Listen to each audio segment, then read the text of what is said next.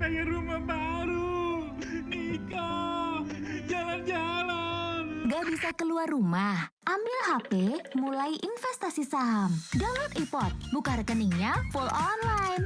Yang masih newbie, diajarin sampai jago. Mau beli, jual, cek hasil, semuanya gampang. Nah, sekarang mimpinya udah mulai kelihatan kan? Biar nggak repot, pakai iPod.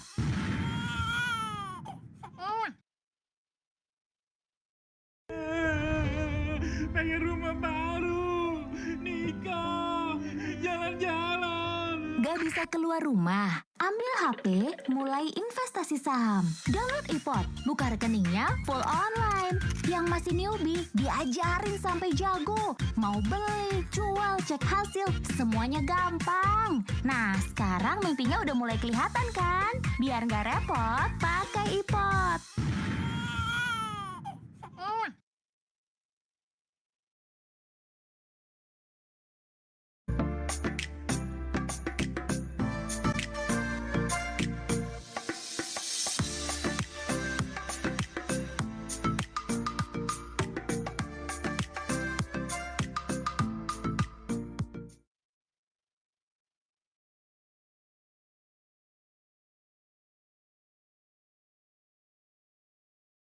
Oke, halo, selamat pagi, Sobat Ipot semuanya, dimanapun kamu berada. Boleh dong kolom chat ramein ya. Gimana kabarnya teman-teman semua? Semoga dalam keadaan sehat ya. Portonya gimana? Saya yakin Porto juga sehat walafiat nih ya, pada cuan semua Porto ya. Porto aman, oke. Oke teman-teman, gile luar biasa banget ya, jam 10 pagi di weekend udah ngumpul semua di sini. Kita akan belajar bareng-bareng lagi ya, gimana memaksimalkan portofolio kita dari sisi fundamental nih, yang tentunya nanti sama rekan saya, partner saya nih, Mas Timothy, yang akan bahas tentang analisis laporan keuangan. Walaupun judulnya laporan keuangan teman-teman ya, tapi teman-teman jangan khawatir, tentu kita nggak pengen bikin teman-teman di sini semua pusing ya Mas Timothy ya. Kita Iya, betul. bakal mengajak teman-teman semua untuk gimana sih cara mudahnya paham laporan keuangan sehingga teman-teman bisa maksimal keputusannya dalam transaksi di market nanti. Tapi sebelum kita lanjut teman-teman semua, saya mau bacain dulu ya beberapa guideline kita nih di pagi hari ini yang saya mohon teman-teman harus pahami dulu ya. Yang pertama, mohon untuk menggunakan nama lengkap. Oke, ketika join webinar ini. Jika belum, silakan rejoin kembali atau di-rename. Ya, yang kedua nanti jika ada pertanyaan silahkan sampaikannya di kolom Q&A. Ya, kolom chat hanya untuk kita diskusi, tapi kalau ada pertanyaan di kolom Q&A biar memudahkan kami untuk memfilter pertanyaan dari Sobat Ipot semua yang hadir di sini. Dan yang ketiga, mohon untuk menjaga ketertiban ya selama acara ini berlangsung. Di kolom chat mohon tertib ya, jangan dijaga kata-katanya ya, jangan berkata-kata yang bersifat sara. Jadi mohon untuk berkata-kata yang sopan dan tertib selama webinar ini berlangsung. Dan yang terakhir, dilarang merekam materi webinar ya untuk disebarluaskan karena tentunya di sini memiliki hak cipta tersendiri dari Indo Premier dan juga dari Mas Timothy-nya juga. Nanti jangan khawatir, mungkin nanti akan kita upload di YouTube juga untuk rekaman ulangnya ya teman-teman semua ya. Admin di sini berhak mengeluarkan Sobat Ipot yang nggak tertib yang tidak mentaati aturan. Sebelum kita lanjut lagi, saya mau info nih buat teman-teman yang di sini sudah pada mulai investasi belum? Atau ada yang belum sama sekali? Coba saya mau tahu dulu. Ada yang belum? Oke, it's good. Ternyata overall sudah ya. Oke, ternyata ada yang belum juga. Oke, thank you teman-teman responnya. Buat yang sudah, it's a good step teman-teman sudah melakukan investasi demi kecerahan masa depannya masing-masing untuk mencapai tujuan keuangannya. Buat yang belum investasi, ya sama sekali tenang aja teman-teman. Kita bisa investasi mulai dari saat ini. Caranya gampang, teman-teman tinggal ke Play Store atau App Store-nya aja, download aplikasi iPod. Di sana sudah memudahkan banget berbagai produk pasar modal, nggak hanya saham, tapi ada reksadana, ETF, teman-teman bisa pilih juga. Dan tentunya kita ada banyak kegiatan edukasi yang hampir setiap hari kita adakan, termasuk di weekend ini teman-teman semua ya. Kita adakan buat memenuhi kebutuhan wawasan teman-teman tentang gimana cara memilih saham, reksadana juga yang lain sebagainya nanti. Oke, silakan download aja ya, ketik iPod di Play Store dan juga App Store-nya masing-masing. Oke. Wih, rame banget nih kolom chat ya, mantap nih teman-teman semua. Udah pada sarapan belum nih? Kalau belum sarapan, siapin aja kopinya, gorengannya, rotinya, karena kita sambil enjoy aja ya. Nah, kita kenalan dulu yuk sama pemateri kita, narasumber kita yang luar biasa di pagi hari ini. Sudah ada Mas Timothy Ronald nih, udah pasti udah pada kenal ya, udah follow Instagramnya juga ya. Kita sapa dulu nih, halo Mas Timothy. Halo, halo, halo Mas Andre, baik, Oke, gimana kabar nih Mas Timothy? baik, baik kabarnya. Alhamdulillah baik ya. Wah ini kayak fans Bang Timothy udah rame banget nih di kolom chat nih ya, menantikan pemaparan dari Mas Timothy nih. Oke, Mas Timothy mungkin sebelum masuk ke materi boleh di-sharing dikit, kenalan dulu sekali lagi sama ini kali ya di Boleh, boleh pagi banget. hari ini Mas Timothy mau kasih materi seperti apa sih ke Sobat Ipot semuanya? Boleh sedikit kali ya cuplikan aja nih buat teman-teman semua. Oke, jadi halo semuanya. Jadi mungkin ada beberapa yang udah kenal, ada juga yang belum kenal. Nama gue Timothy, sekarang umur gue 21 tahun, dan gue adalah investor di pasar modal sejak waktu itu masih SMP. Jadi udah sekitar 5-6 tahun lah di market gitu. Jadi belum lama sebenarnya. Mungkin Mas Andre udah berapa lama Mas di market Mas? Yes, saya juga dari tahun 2015-2016 kalau nggak salah. Oh, jadi Mulai ya. mirip ya. 2015-2016an lah. Jadi mulai di market, lalu waktu itu invest saham. Jadi actually broker pertama gue ini nggak bohong itu pakai PD, Indo Premier. Jadi itu pertama kali broker yang gue pakai. Habis itu gue ada pakai juga broker-broker lain, tapi nggak boleh disebut di sini karena ini kan acaranya import gitu. Jadi gue di sini pengen kalian tuh bisa belajar gimana caranya kalian at least mengerti sedikit lah. Gue nggak minta kalian langsung jago banget gitu jadi financial analyst, enggak. Tapi at least kalian bisa mengerti sedikit tentang laporan keuangan, komponennya itu apa sih sebenarnya gitu. Dan apa aja yang kita bisa pelajarin ibaratnya dari melihat laporan keuangan suatu perusahaan. Karena gini, banyak banget investor pemula nih, tapi mereka nggak mau belajar analisa gitu. Cuman dengar gimana sih ibaratnya caranya jadi kaya gitu kan, mau stop pick gitu kan. Sekarang lagi FOMO-FOMO, orang pamer porto dan lain-lain gitu. Tiba-tiba jadi edukator saham. Nah, yang gue pengen ajarin adalah kalian punya conviction sendiri gitu. Karena misalnya kalau gue kasih kalian stock pick gitu, Mas Andre kasih kalian stock pick, mungkin yes, kalian mungkin bisa cuan gitu sekali, ya kan? Tapi apakah lebih enak kalau kita bisa belajar sendiri dan punya conviction kita sendiri? Jadi yang susah itu adalah memiliki conviction terhadap apa yang kita mau beli gitu. Caranya gimana? Caranya adalah dengan analisa yang menyeluruh gitu. Analisa menyeluruh tuh apa aja sih? Ada berbagai macam gitu kan. Mungkin kalian udah pernah ikut acara IPOT yang lain, mungkin ada dari analisa teknikal gitu kan. Ada analisa yang lain, analisa laporan keuangan, ada analisa flow juga gitu. Jadi macam-macam gitu. Mana yang paling benar, jawabannya paling bagus digabungin semuanya gitu. Jadi kita sebagai investor jangan idealis, cara apapun kita pakai, yang penting kita bisa cuan di market, ya nggak? Jadi di sini kita mau belajar, intinya sebenarnya bukan cuma analisa laporan keuangan, tapi gimana sih caranya kita bisa cari cuan di market gitu. Gimana? Kalian kondisi portfolionya selama ini masih oke berarti? Masih naik nih? Ada yang nabungnya kayak banking segala macam nggak? Harusnya masih terbang ya, saham-saham world economy sekarang. Ada yang merah tuh. Kenapa tuh? Kenapa merah tuh? IHSG lagi hijau. Kenapa kalian merah? Itu salah tuh berarti itu. Telat switching ya kalian. Ada yang hijau ya, ada yang minus 40%. Terjebak bank digital. Ada yang bilang ESA to the moon. Wah, macam-macam ya. Jadi, wah, ini ramai banget nih chatnya, udah kayak running trade nih sekarang. Kayak running trade ya, pas market baru buka nih. Iya. Oke, jadi rata-rata dari sini kalian masih profit semua ya. Oke. Jadi itu sekian perkenalan singkat. Jadi gue belum expert banget lah, tapi di sini gue mau sharing ke kalian gimana caranya kita bisa belajar sama-sama dan mengerti tentang laporan keuangan sedikit demi sedikit. Itu sih, Mas. Oke, gimana Sobat Ipot semuanya? Keren banget kan ya pemateri kita di pagi hari ini. Dari umur paling mudanya 2015 sudah invest saham dan saat ini sudah menjadi salah satu panutan juga nih buat teman-teman juga untuk gimana nanti biar maksimal cuan di saham juga ya. Oke, di pagi hari ini kita akan bahas laporan keuangan tentunya dengan bahasa yang mudah biar teman-teman paham, biar teman-teman nggak bingung ya. Karena mungkin selama ini di pikiran teman-teman kalau ngomongin laporan keuangan, ekonomi itu pusing kali Mas Timothy ya. Udah nyerah duluan kali ya. Oke, jadi pagi hari ini kita akan bahas secara sesimpel mungkin. Oke, buat teman-teman semua ya. Oke, sekali lagi saya ingatkan, nanti kalau ada pertanyaan di kolom Q&A ya, jangan di kolom chat. Kolom chat untuk diskusi, menjawab pertanyaan-pertanyaan mungkin dari saya atau mungkin dari Mas Timothy nantinya. Dan nanti di akhir sesi juga ada door prize, so pastikan teman-teman mengikuti sampai dengan akhir acara. Oke, mungkin tanpa berlama-lama lagi nih Mas Timothy, saya yakin Sobat Ipot di sini udah nggak sabar teman-teman semua ya, untuk menyaksikan pemaparan dari Mas Timothy juga nih, pengen langsung dengerin nih. Ya, oke. Untuk karena itu waktu tempat saya persilakan untuk Mas Timothy. Silakan Mas. Oke, jadi kita langsung mulai aja ya Mas materinya untuk Yes, hari ini. silakan.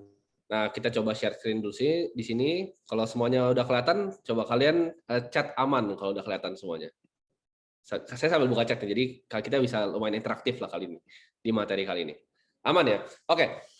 Jadi di sini fungsinya kita webinar pagi ini adalah kita mau belajar namanya analisa laporan keuangan gitu. Tapi pertanyaannya, apakah kita harus punya dasar accounting yang kuat nggak untuk bisa mengerti sebuah laporan keuangan? Perlu nggak kita jadi akuntan dulu untuk mengerti laporan keuangan?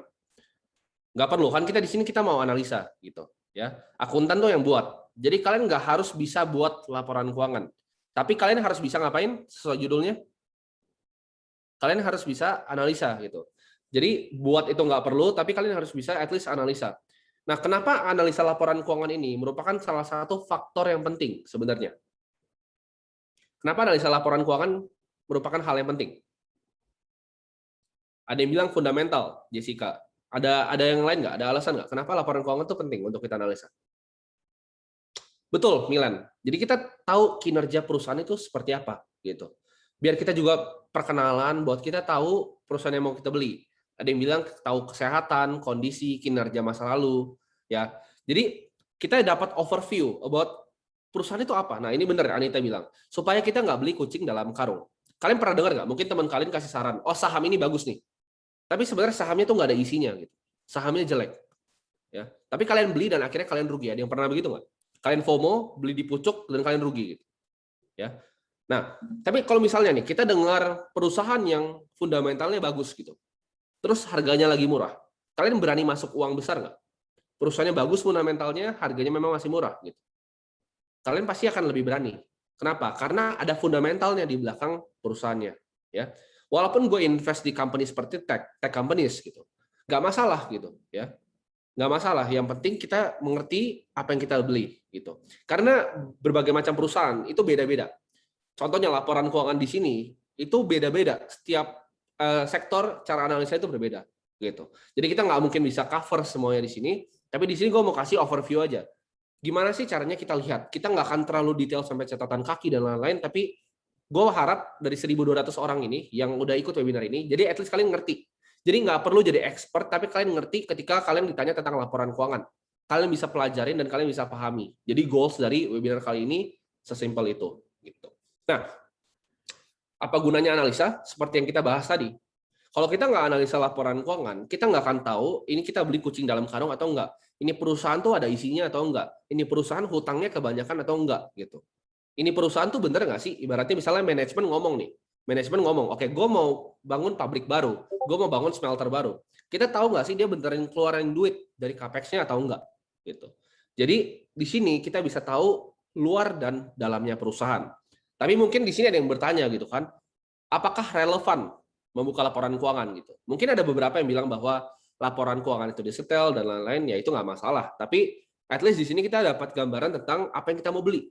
Karena kalau kita nggak tahu apa yang mau beli, kita nggak punya yang namanya conviction gitu. Kalian jangan cuma copy stock pick, karena itu nggak akan bawa kalian jauh dalam perjalanan kalian menjadi seorang investor. Dalam kita menjadi investor, yang paling penting adalah kita meningkatkan skill kita gitu sebagai investor. Jadi itu hal paling pentingnya. Jadi bukan masalah soal cuannya. Karena menurut kalian cari cuan di IHSG gampang nggak sebenarnya? Di Indonesia gampang nggak cari cuan di saham? Ada yang bisa jawab nggak? Gampang nggak? Gampang sebenarnya. Kenapa? Karena indeks kita naik terus kan. Yang susah itu apa? Yang susah itu apa? Meningkatkan skillnya sebenarnya. Jadi kalau apalagi kalian udah punya skillnya, itu gampang banget nanti. Kalian cari cuan bakal jauh lebih gampang. Nah, jadi fungsinya, yang pertama, kita memahami kegiatan perusahaan. Perusahaan itu sedang ngapain sih? Gitu. Yang dua, kan tadi kegiatan. Yang kedua adalah memahami kinerja perusahaan. Maksudnya kinerja perusahaan di sini, bisa jawab nggak? Kinerja perusahaan itu seperti apa sih? Contohnya?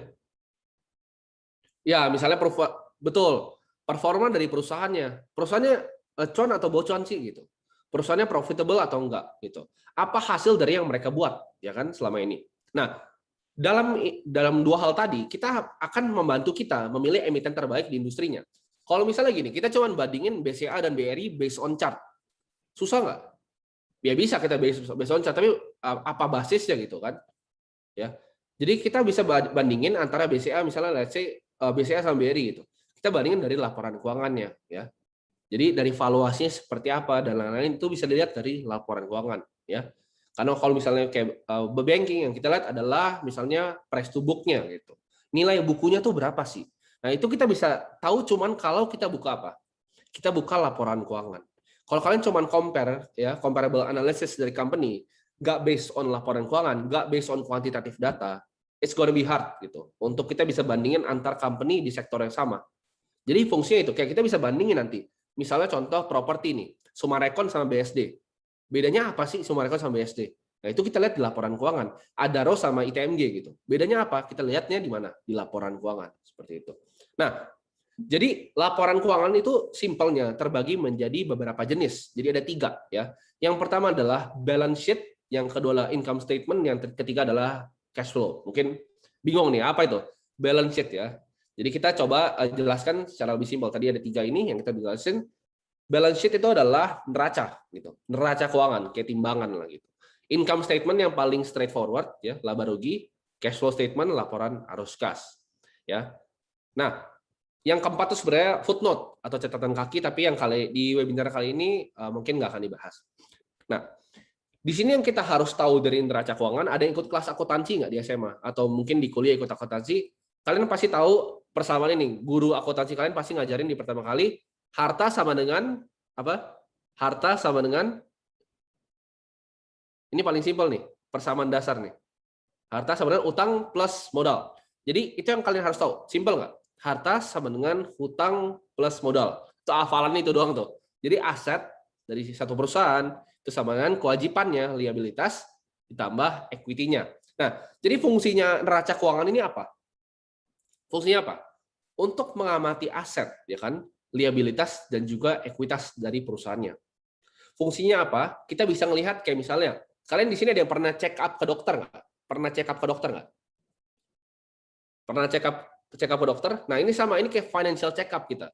Jadi kita tahu nih, kira-kira kalau kita ke dokter nih, oke, kondisi gula darahnya tuh seperti apa sih? Gitu. Kita sehat atau enggak? Itu lihatnya dari mana? Itu lihatnya dari mana? Dari neraca, gitu. Ya. Jadi kayak ibarat kita ke dokter, kita financial check up perusahaannya, gitu. Jadi kita bisa lihat betul kata Gilang. Misalnya contohnya rasio hutangnya, debt to equity ratio-nya. Apakah perusahaan ini bagus atau enggak? Nah, tapi balik lagi, different sektor tuh beda gitu. Kita nggak bisa pakai misalnya satu rasio kita banting semua ke semua sektor. Misalnya kita mau banking gitu, kita nggak bisa lempar pakai debt to equity ratio gitu. Itu nggak bisa. Kita nggak bisa misalnya properti juga event kan dia mainnya pakai hutang juga tuh. Jadi kita nggak bisa pakai debt to equity juga yang langsung gitu ya. Nah, jadi komponennya dari balance sheet ini gue akan coba jelaskan dengan bahasa yang sangat simpel. Ini adalah laporan keuangan kalau nggak salah dari kemarin nih ITMG ya. Ini tapi udah sedikit outdated, tapi ini buat jadi contoh aja karena ini salah satu PPT di neraca keuangan. Di sini kita lihat bahwa aset lancar itu adalah komponen pertama. Aset lancar itu apa? Aset yang bisa kita cairkan dalam waktu kurang dari 1 tahun. Ya, gue ulangi lagi. Jadi aset lancar adalah aset yang bisa dicairkan oleh perusahaan dalam waktu kurang dari 1 tahun. Ini gambarnya kurang gede nggak masalah. Jadi yang penting kalian bisa lihat gitu. Nah di sini aman ya? Ada yang bisa lihat gambarnya? Semuanya? Bisa kelihatan nggak? Nah jadi isinya aman ya. Jadi yang bilang kekecilan tuh matanya picek lumayan dia. Jadi aman. Aset lancar. Aset lancar itu ada apa aja? Ada kas dan setara kas yang pertama gitu. Simple kas dan setara kas gitu kan. Ada juga piutang usaha, biasanya ada persediaan, ada piutang derivatif dan lain-lain. Jadi ini intinya aset perusahaan yang bisa dicairkan kurang dari 1 tahun. Simple banget gitu. Jadi ini yang liquid lah, aset perusahaan yang liquid. Nah, yang kedua itu ada apa? Ada yang namanya aset tidak lancar, ya kan? Aset tidak lancar itu apa? Kalau tadi itu kurang dari 1 tahun, sekarang lebih dari 1 tahun. Nah, kalau aset lancar kurang dari berapa? Coba kalian chat. Aset lancar itu kurang dari, bisa dicairkan kurang dari 1 tahun, ya. Kalau bisa aset tidak lancar bedanya apa? Coba kalian chat. Aset tidak lancar lebih dari 1 tahun, seperti bangunan, aset tetap, ya, investasi dan juga goodwill gitu. Nah, di sini di aset tidak lancar ada piutang dan lain-lain, ada aset tetapnya nih. Misalnya punya tambang gitu, aset tetapnya. Ada ini biaya eksplorasi dan lain-lain. Kalau ini kan ini karena ini ITMG ya, jadi ini tambang. Ada yang nanya, Roger, pertanyaan bagus. Apa itu goodwill? Di sini ada goodwill, nggak ada. Tapi kalau bisa di perusahaan, ya perusahaan itu biasa ada yang namanya goodwill. Jadi goodwill itu adalah intangible asset. Jadi gini, kita kadang kan beli perusahaan, itu apakah kita beli, jadi kan nilai perusahaan itu sama dengan ekuitasnya, nanti kita ke ekuitas belakang. Jadi kalau kita beli book value, itu adalah equity dari perusahaannya. Tapi apakah kita beli harga di market itu pasti sama, misalnya nih kita mau beli saham, apakah harganya pasti sama book value atau enggak? Jawabannya enggak kan. Kalau misalnya suatu entitas nih, mau membeli entitas lain, misalnya gue suatu entitas, gue mau membeli entitas lain gitu, tapi harganya itu enggak sama nilai bukunya, ya. Jadi di situ fungsinya goodwill, yaitu aset tak berwujud, betul banget Immanuel. Jadi itu adalah intangible asetnya perusahaan gitu. Jadi itu yang dipakai kalau misalnya suatu entitas mau membeli entitas lain yang harganya lebih mahal dibanding nilai bukunya, itu dimasukin ke goodwill di aset tidak lancar. Gitu. Itu pertanyaan bagus tadi Roger. Apa itu goodwill? Ya, betul. Jadi itu intangible asset dari sebuah perusahaan. Nah, sama. Jadi kalau tadi kan aset, persamaan dasarnya apa lagi tadi? Yang pertama, harta sama dengan hutang plus modal, ya kan? Jadi di perusahaan ada yang namanya kewajiban, ya kewajiban atau yang namanya liabilitas, gitu. Nah, ini adalah utang usahanya dari perusahaan. Kalau liabilitas jangka pendek itu adalah apa? Sama kayak aset lancar. Aset lancar kan di bawah 1 tahun. Jadi ini adalah liabilitas yang dapat diselesaikan kurang dari waktu 1 tahun. Nah, di sini kita lihat nih, ada liabilitas jangka pendek kan di sini. Ada utang usaha, utang pajak, bebannya masih harus dibayar, pinjaman jangka pendek, liabilitas jangka pendek lainnya, pihak ketiga, liabilitas dari derivatif, liabilitas imbalan kerja jangka panjang, dan jumlah liabilitas jangka pendeknya. Gitu. Jadi kan ini ada aset lancarnya dan ada liabilitas jangka pendek. Kalau kalian pernah dengar rasio namanya current ratio, itu adalah yang tadi, jumlah aset lancarnya dibandingkan dengan liabilitas jangka pendek ya, jadi berapa gitu. Masih aman nggak? Nah, kalau di case ini ya pasti masih aman gitu. Nah, liabilitas jangka pendek ini karena ini pakai ITMG, jadi mungkin agak sedikit kompleks ini. Saya juga nggak ngerti kenapa dipakainya ITMG, tapi nggak apa-apa. Di depan ada laporan keuangan yang perusahaan lain nanti. Nah, jadi liabilitas jangka pendek ini contohnya seperti apa? Misalnya kalian ada yang pernah datang ke nikahan orang nggak? Ke nikahan misalnya, ke wedding gitu. Nah, misalnya kan ada vendor gitu. Vendor misalnya kalian wedding organizer nih. Kalian bilang ke vendornya gitu bahwa bayarnya misalnya 3 bulan lagi gitu ya, beli material segala macam, itu masuknya nanti liabilitas jangka pendek. Nah betul, beli material juga bisa bayar saat nanti produk sudah selesai gitu. Jadi itu masuknya kayak misalnya hutang vendor simple ya, liabilitas jangka pendek. Nah sesuai liabilitas jangka pendek ada yang namanya liabilitas jangka panjang, ya kan? Liabilitas jangka panjang ini apa? Liabilitas yang biasanya apa? Kalau jangka panjang liabilitas biasanya, kalau jangka panjang di atas 1 tahun, bukan 5 tahun. Iya betul, lebih dari 1 tahun. Tapi biasanya ada apa nih? Ada faktor apa? Kalau yang di bawah ini kan, kalau misalnya utang bank jangka pendek, bunganya murah atau mahal? Utang bank jangka pendek, bunganya murah atau mahal? Murah dong, ya nggak? Kalau liabilitas jangka panjang, biasanya ada dua hutang di sini. Ya, tapi di sini paling banyak biasa utang apa? Biasanya. Kalau ini kan ITMG, tapi laporan keuangan yang lain, let's say. Biasanya paling banyak ada hutang apa? Ada 2, hutang bank sama hutang obligasi. Ya udah pada pinter semua di sini ternyata ya. Jadi hutang bank sama hutang obligasi ini yang biasanya kalau misalnya di emiten properti, misalnya gue analisa Sumarekon SMRA gitu. Gue akan cuma lihat debt to equity ratio-nya itu dari hutang bank sama hutang obligasi. Karena gue kalau gabungin total hutang ya, karena company-nya runs on hutang itu jadi nanti terlalu besar rasionya, ya kan? That's why kalau kalian misalnya lihat mungkin di iPod punya stock screener ataupun mungkin sama RTI atau misalnya sama Stockbit sama yang lain, mungkin beda-beda perhitungan debt to equity ratio-nya. Karena ada yang pakai hutang bank dan hutang obligasi doang, hutang berbunga doang, ada yang pakai total hutang gitu. Jawabannya yang benar mana yang salah mana enggak ada gitu. Tapi tergantung emiten yang kita analisa. That's why penting untuk kita buka laporan keuangan sendiri. Ngerti nggak kalian? That's why itu penting untuk kita bisa ngerti sendiri gitu. Jadi ada hutang bank dan juga ada hutang obligasi. Itu untuk yang bagian liabilitasnya. Dan yang terakhir ada ekuitas, yaitu aset dikurang liabilitas, kekayaan bersih dari perusahaan. Nah, kalau kalian beli perusahaan, Yang kalian beli itu apa? Kalian beli perusahaan nih. Kenapa dinamain pasar modal itu equity market? Saham itu kenapa equity market? Karena yang kalian beli equity kan. Jadi ini adalah book value dari perusahaannya gitu. Ada yang tahu BVPS nggak? Book value per share. Book value per share dari sebuah perusahaan. Nah, itu adalah sebenarnya equity-nya. Jadi ini nilai bukunya gitu. Ini nilai buku dari suatu perusahaan yang kita mau beli, harganya segini gitu. That's why kalau misalnya value investing suka ngajarin apa? Kalau yang kayak Benjamin Graham gitu ngajarinnya apa? Price to book di bawah 1. Jadi kita beli suatu saham yang di bawah dari nilai bukunya. Gitu. Bukan nggak selalu harga sewajarnya gitu. Nggak selalu harga sewajarnya. Tapi gini, kalau misalnya kita let's say kita mau valuasi perusahaan bank nih ya. Kita mau valuasi perusahaan bank. Kalian bisa tinggal cari dari book value per share-nya. Itu kalian sama standar deviasi.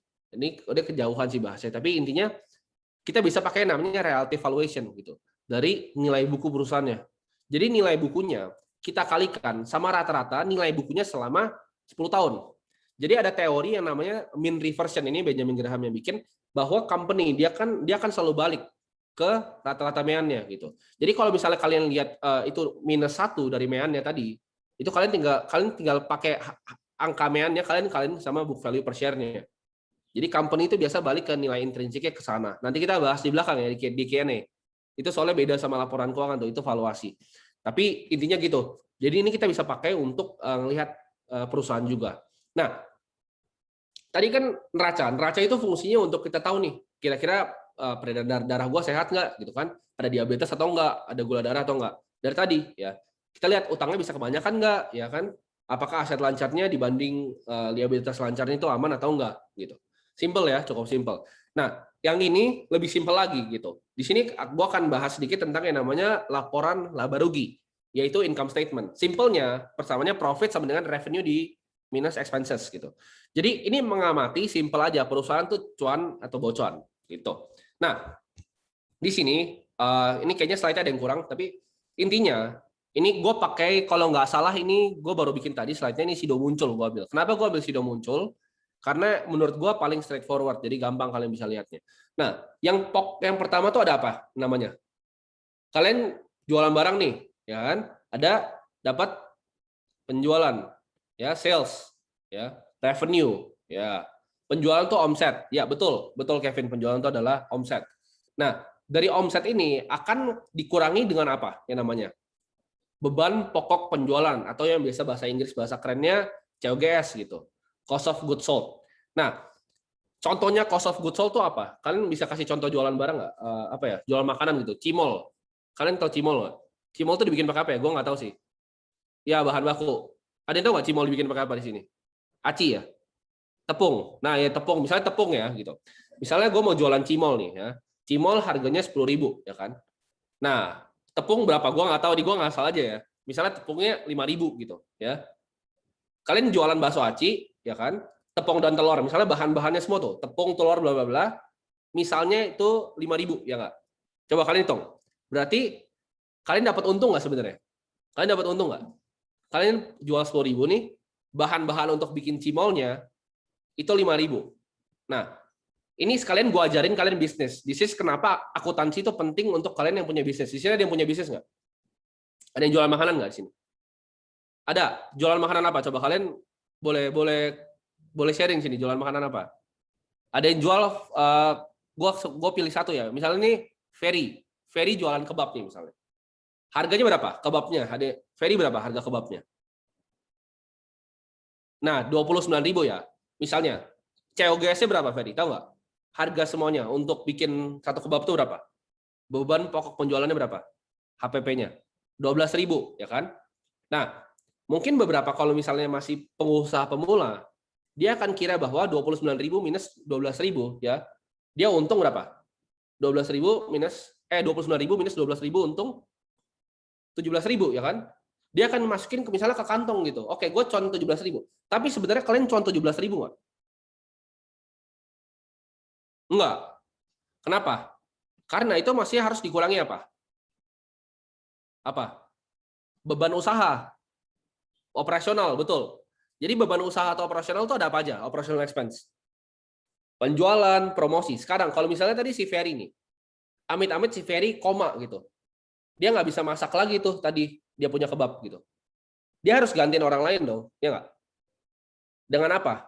Tenaga kerja, gaji, R&D juga, ya kan, biaya listrik dan lain-lain, ya kan. Begitu dimasukin, misalnya nih, dia jual 29.000. Beban usahanya misalnya berapa? Ada si Ferry udah ngitung belum beban usahanya? Beban usahanya berapa? Gaji listrik air semuanya. Kita coba tunggu si Ferry, dia hitung nggak? Nah, dia bilang per bulan 2,5 jutaan satu karyawan gitu. Nah, kalau misalnya dengan marginnya si Ferry harusnya masih oke, itu bagus bisnisnya gitu. Tapi mungkin ada bisnis lain, misalnya nih, kayak misalnya nyokap gue mau jualan somai gitu. Dia belanja ke pasar gitu, dia belanja ke pasar misalnya 300.000 dan dia jual 400.000. Dia kira dia cuan 100.000, ya kan? Padahal sebenarnya dia nggak cuan. Kenapa? Karena masih ada depresiasi kompor, dia biaya pergi ke pasarnya, itu harus dihitung semuanya. Jadi mungkin dia nggak, betul ada uang parkir dan lain-lain. Mungkin berarti dia nggak hitung semuanya, gitu. Jadi kita perlu masukin yang namanya beban operasional. Nah, dari beban operasional itu baru keluar namanya operating profit. Nah, apakah operating profit udah cuan? Udah cuan? Nah, ini si Ferry nih. 12.000 COGS, 4.000, 19.000 modal. Udah cuan belum? Belum. Belum kenapa? Beban apa? Beban pajak. Beban apa lagi? Beban bunga. Pintar. Ini udah pintar nih orang-orang sini. Jadi mungkin setelah direview lagi, harganya nggak bisa segitu karena kena HPP lagi 10%. Ya nggak? Disunat lagi sama pajak. Jadi mungkin kita perlu jualan barangnya lebih mahal lagi. Jadi buat kalian misalnya kalian jual barang 10.000 nih. Misalnya kalian udah hitung HPP-nya 5.000 gitu. Terus kalian kira kalian cuan 5.000? Enggak. Mungkin kalian cuma cuan 1.000 sebenarnya. Karena kalian belum masukin gaji dari kalian sendiri. Nah, that's how you run a business gitu. Net profit itu akhir dari semuanya gitu, ya. Jadi ujungnya jadi simpel lagi nih. Dari tadi sales nih total omset dikurang sama COGS, ya kan? Itu jadi apa? Jadi laba kotor, gross profit. Laba kotor dikurang dengan operating expense atau beban usaha. Jadi apa? Jadi laba usaha atau operating profit namanya. Operating profit dikurang beban bunga dan beban pajak, akhirnya jadi net profit gitu. Makanya fatalnya itu banyak UMKM yang nggak tahu nih bedanya apa, bedanya omset, ya kan? Nggak tahu bedanya gross profit sama omset itu apa, nggak tahu operating profit dan nggak tahu net profit. Mereka kira jualan cimol bahan 5.000, jual 10.000, 5.000 net profit, itu salah, gitu. Itu blunder. Jadi akhirnya kalian jualan, kalian kira kalian cuan, padahal kalian bocuan gitu. Ada yang bilang dikurang lagi biaya rumah tangga. Nah, itu lebih kacau lagi gitu. Laporan keuangannya nyatu gitu kan. Lu bayar susu anak sama cimolnya satu, itu lebih hancur gitu. Jadi nangkap nggak kalian? Lebih gampang ya. Soalnya kalau jelasin financial tuh harus kita membumikan finance lah, biar lebih gampang untuk kalian mengertinya gitu. Ya. Jadi nangkap semua ya income statement ya. Cukup jelas, ini cukup gampang ya, lebih ngerti. Oke, bagus, Kevin lebih ngerti. Jadi ini bisa kalian aplikasiin di mana? Nggak cuma tentang analisa perusahaan, tapi kalian bisa aplikasiin di kehidupan kalian, misalnya kalau kalian bikin bisnis. Karena itu penting banget untuk kalian bisa calculate cost-nya itu berapa. Jadi bisnis kalian tuh bocuan atau cuan. Jadi buat yang punya bisnis, coba kalian reevaluasi lagi gitu sekarang. Nah, di sini, tapi ini ada bawahnya lagi sebenarnya ya. Ada yang namanya yang dipakai itu sebenarnya ini, yang laba periode berjalan yang dapat diatribusikan kepada pemilik entitas induk. Jadi yang kalian pakai buat hitung itu nanti yang ini nih, laba periode berjalan yang dapat diatribusikan kepada pemilik entitas induk. Nah, di sini ada satu lagi ya, ini namanya laba komprehensif, yaitu laba bersih perusahaan ditambah dengan hal yang tidak berhubungan langsung dengan kegiatan perusahaannya sendiri. Jadi ini adalah laba yang nggak berhubungan langsung dengan kegiatan perusahaan. Contohnya, mata uang asing, kerugian kontrak, dan juga derivatif. Jadi ini nggak masuk sama kegiatan perusahaannya. Nah, tapi di sini kan ada yang mungkin kalian nanya gitu kan. Jadi gue udah siapin nih sebelum kalian nanya. Apa sih yang namanya kepentingan non pengendali gitu kan? Apa sih ini kepentingan non pengendali? Nah, ini adalah kan perusahaan itu misalnya Sido muncul nih, tapi Sido muncul nggak ada. Misalnya Mayora deh. Mayora itu punya anak-anak usaha nggak? Jadi Mayora kan holding tuh. Mayora punya anak-anak usaha nggak? Punya kan, tapi nggak semua dia own mayoritas gitu kan.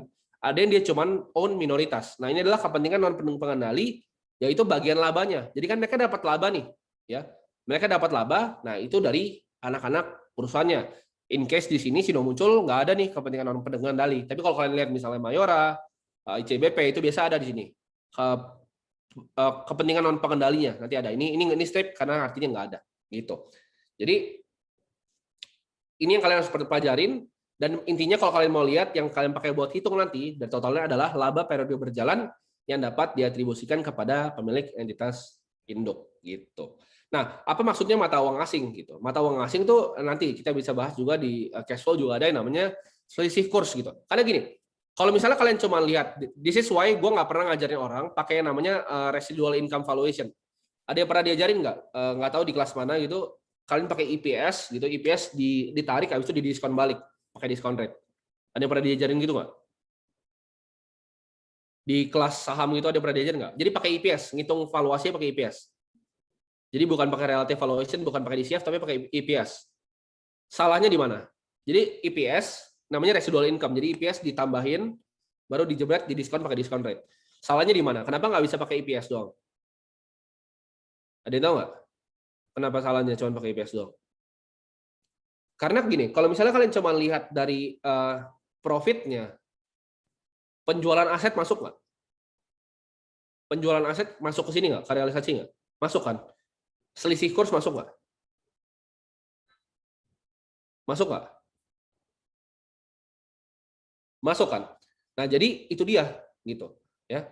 Jadi kalau misalnya kita lihat analisa perusahaan, dia melakukan penjualan aset dan lain-lain, itu akan masuk ke dalam laporannya gitu. That's why kita nggak bisa cuma pakai EPS main kita jebret ke depan gitu buat forecasting gitu. Tapi itu merupakan salah satu metode, tapi itu metode yang nggak gue pakai karena tadi. Jadi bisa aja ada perusahaan jual aset, terus dia akan masuk. Gitu. Nah, yang terakhir adalah laporan arus kas. Gitu. Ada yang udah pusing nggak di sini? Ada yang udah pusing nggak? Iya betul. Jadi terlihat menguntungkan padahal operating profitnya kecil. Nah, di sini adalah laporan arus kas. Gitu. Arus kas itu apa? Yaitu simple. Kasnya perusahaan itu sama dengan cash flow in minus cash flow out. Ada yang tahu fungsinya nggak? Ini udah gue tulis sih. Ada yang tahu fungsi nggak? Ya bahasa lain lah, kalian coba ketik lah gitu. Bahasa lain. Menunjukkan catatan uang yang masuk dan keluar. Tapi ya maksudnya ya gak usah ditanya lagi deh. Jadi laporan kas itu menunjukkan catatan uang yang masuk dan keluar. Jadi masuk dan keluar. Gitu. Uang ya, uang. Nah, yang pertama arus kas dari aktivitas apa? Aktivitas operasional. Ya, aktivitas keuangan itu pendanaan di belakang ya. Yang pertama itu operasional. Ya, ini adalah aktivitas yang terkait dengan operasional perusahaan. Mungkin kalian masih bingung kan buka cash flow. Simpel gini. Kayak misalnya penerimaan dari pelanggan. Bahasanya penerimaan. Jadi pasti plus nih. Gue kasih tanda. Ini harusnya sebelah sini. Jangan nggak tahu kenapa sini. Plus ya kan jadinya. Kalau misalnya pembayaran kepada pemasok atau supplier, dia akan minus, ya kan? Pembayaran kepada direktur dan karyawan minus, ya kan? Nah, ini jadi plus minus gitu. Intinya masuk, keluar, masuk, keluar, masuk gitu. Sampai akhirnya ini ada penerimaan penghasilan keuangan, pembayaran beban keuangan, ada pembayaran pajak, penghasilan badan. Di sini ada penerimaan juga nih. Ini ada pajak lainnya. Ini ITMG ya. Ini bukan sudah muncul lagi, ini ITMG. Jadi emang ganti-ganti gitu ya. Ini ada pengembalian kelebihan pajak, ada pembayaran royalti juga. Nah, ada iuran eksploitasi tuh, exploitation fee iurannya, gede kan iurannya. Nah, jadi arus kas bersih yang diperoleh dari aktivitas operasinya itu sebenarnya segini, ya. Kalian lihat, ini adalah aktivitas bersih yang diperoleh dari kegiatan apa nih? Kegiatan operasional. Jadi dapat segini nih, ya kan? Dari semuanya plus minus dapat segini. Sekarang kita lihat, kalau arus kas investasi, namanya investasi, pasti lebih banyak keluar atau masuk?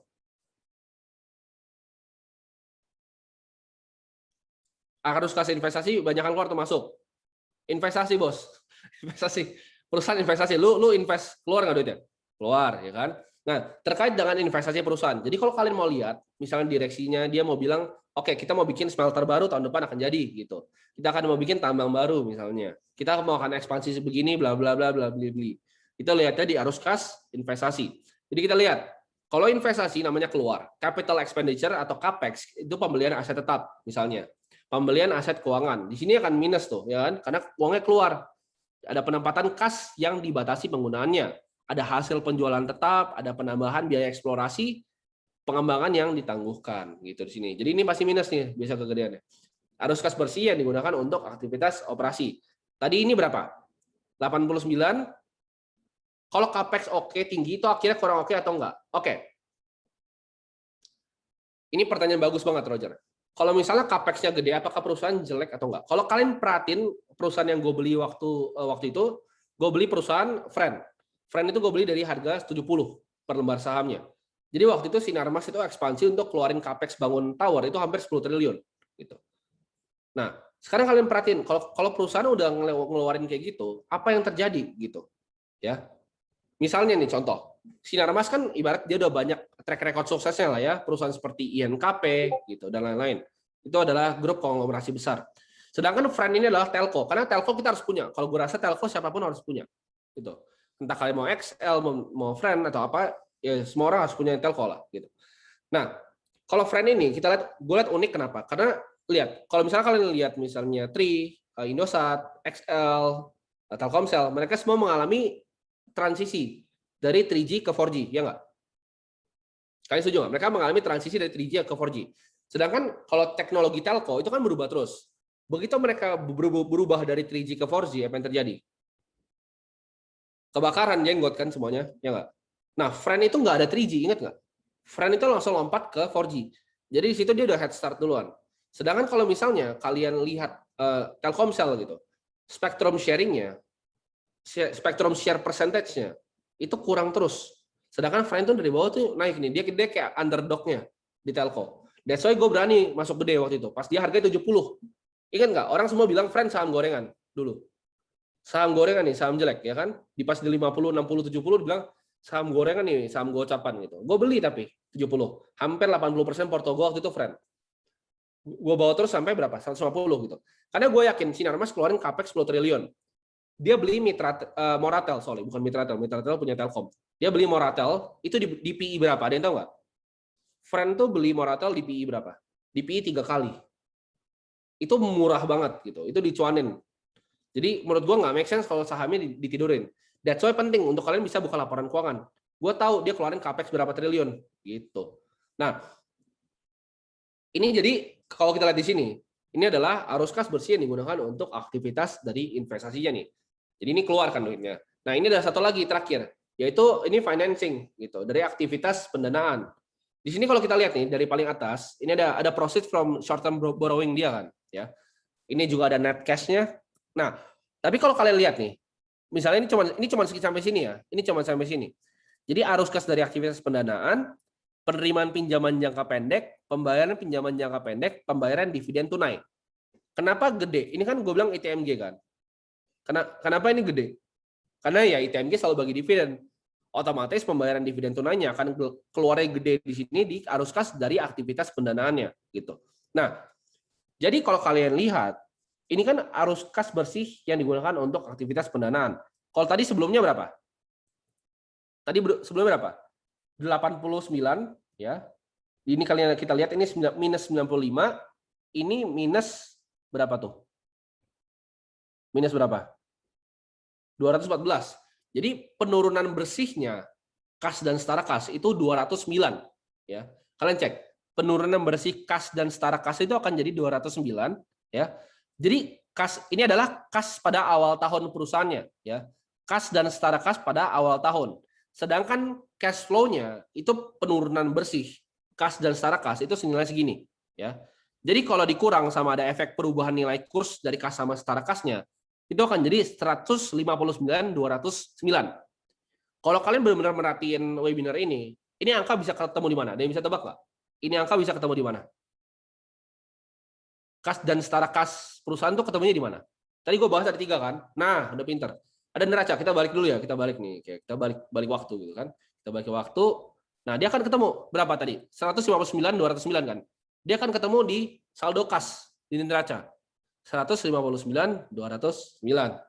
Jadi gitu. Laporan keuangan tuh semua saling nyambung gitu. Dan soalnya kalian harus ngerti cara baca neraca, kalian ngerti cara baca laporan laba rugi, dan juga kalian ngerti cara baca laporan arus kas. Udah ngerti nggak cash flow? Simple kan? Harusnya simple ya.